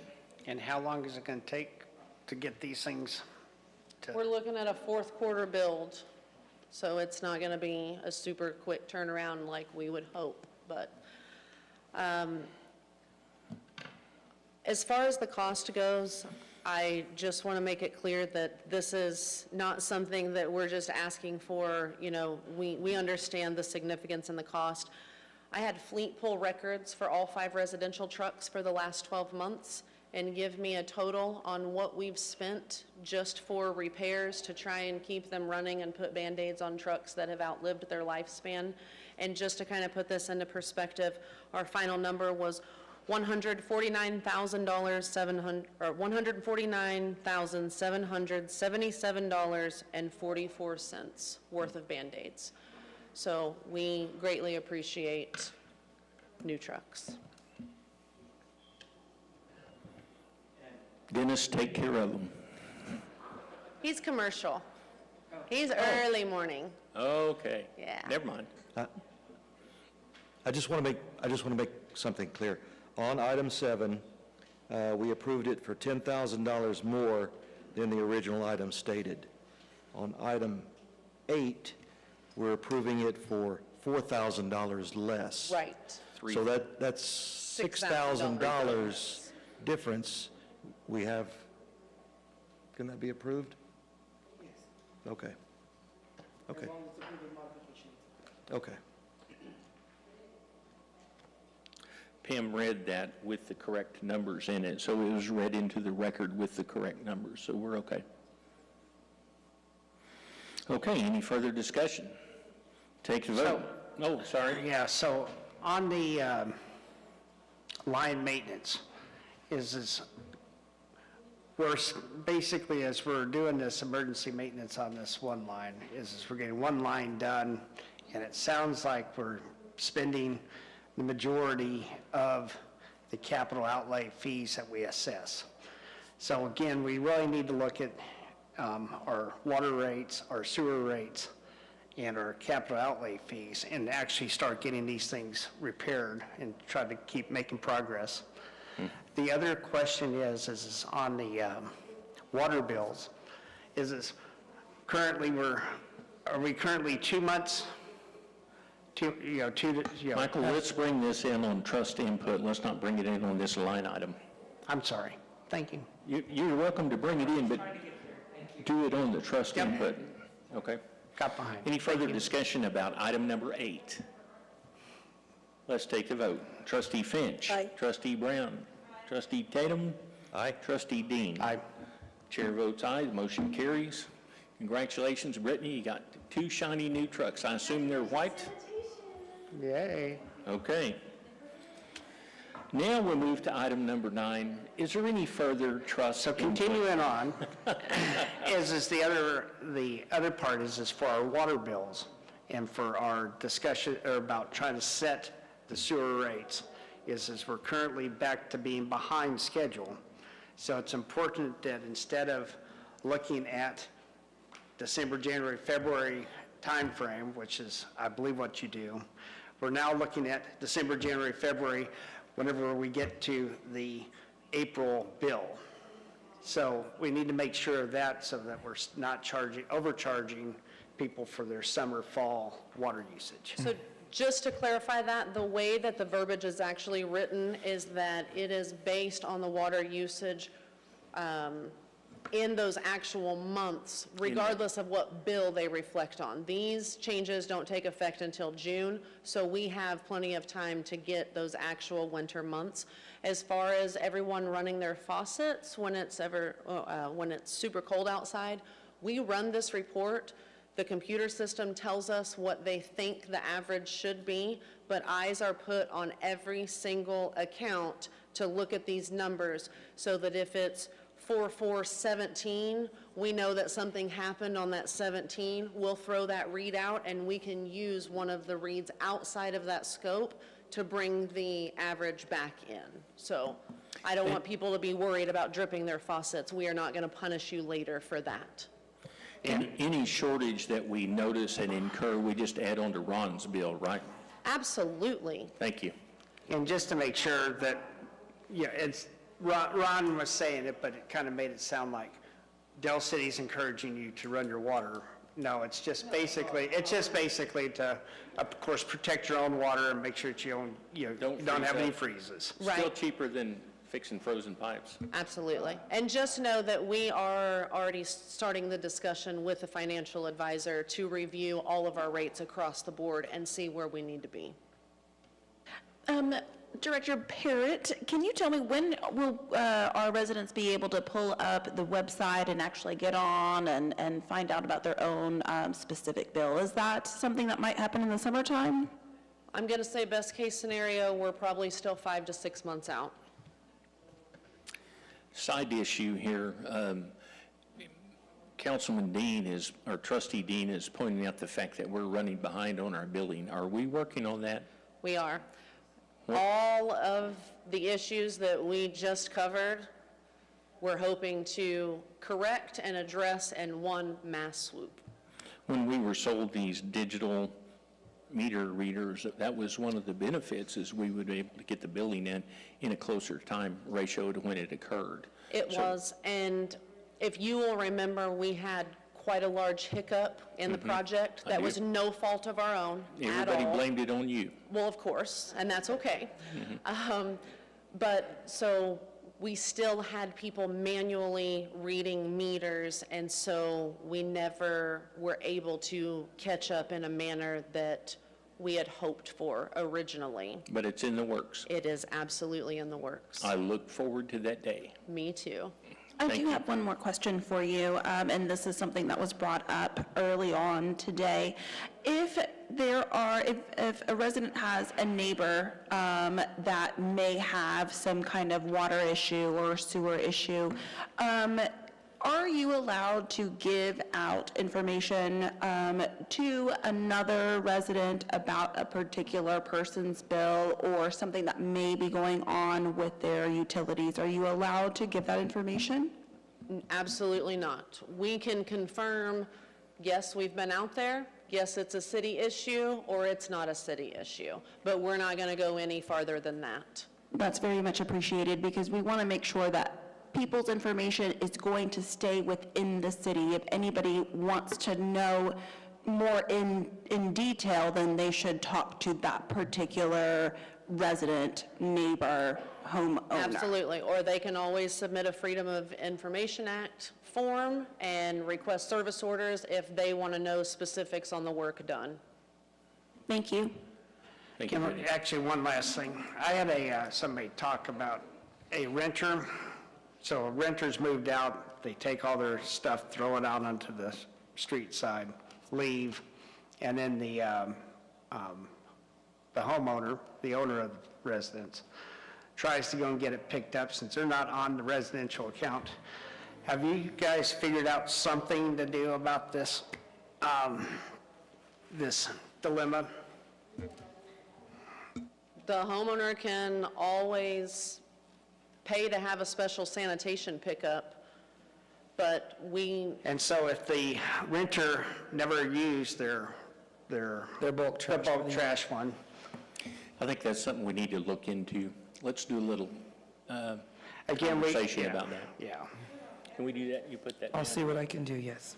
Yeah, we'll have a conversation about that. It's a valid point because the homeowner gets stuck with the baggage. We'll talk about it. okay. We'll talk about it. And You can again, sit in yep. on it, Michael. Okay, let's move on. That's Motion to adjourn, sir. item Second. 10. Who seconded that? Claudia? CB. Motion and a second. Any discussion? Take the vote. Trustee Dean. Trustee Brown. Aye. Trustee Tatum. Aye. Trustee Finch. Aye. Chair votes aye. We are now adjourned.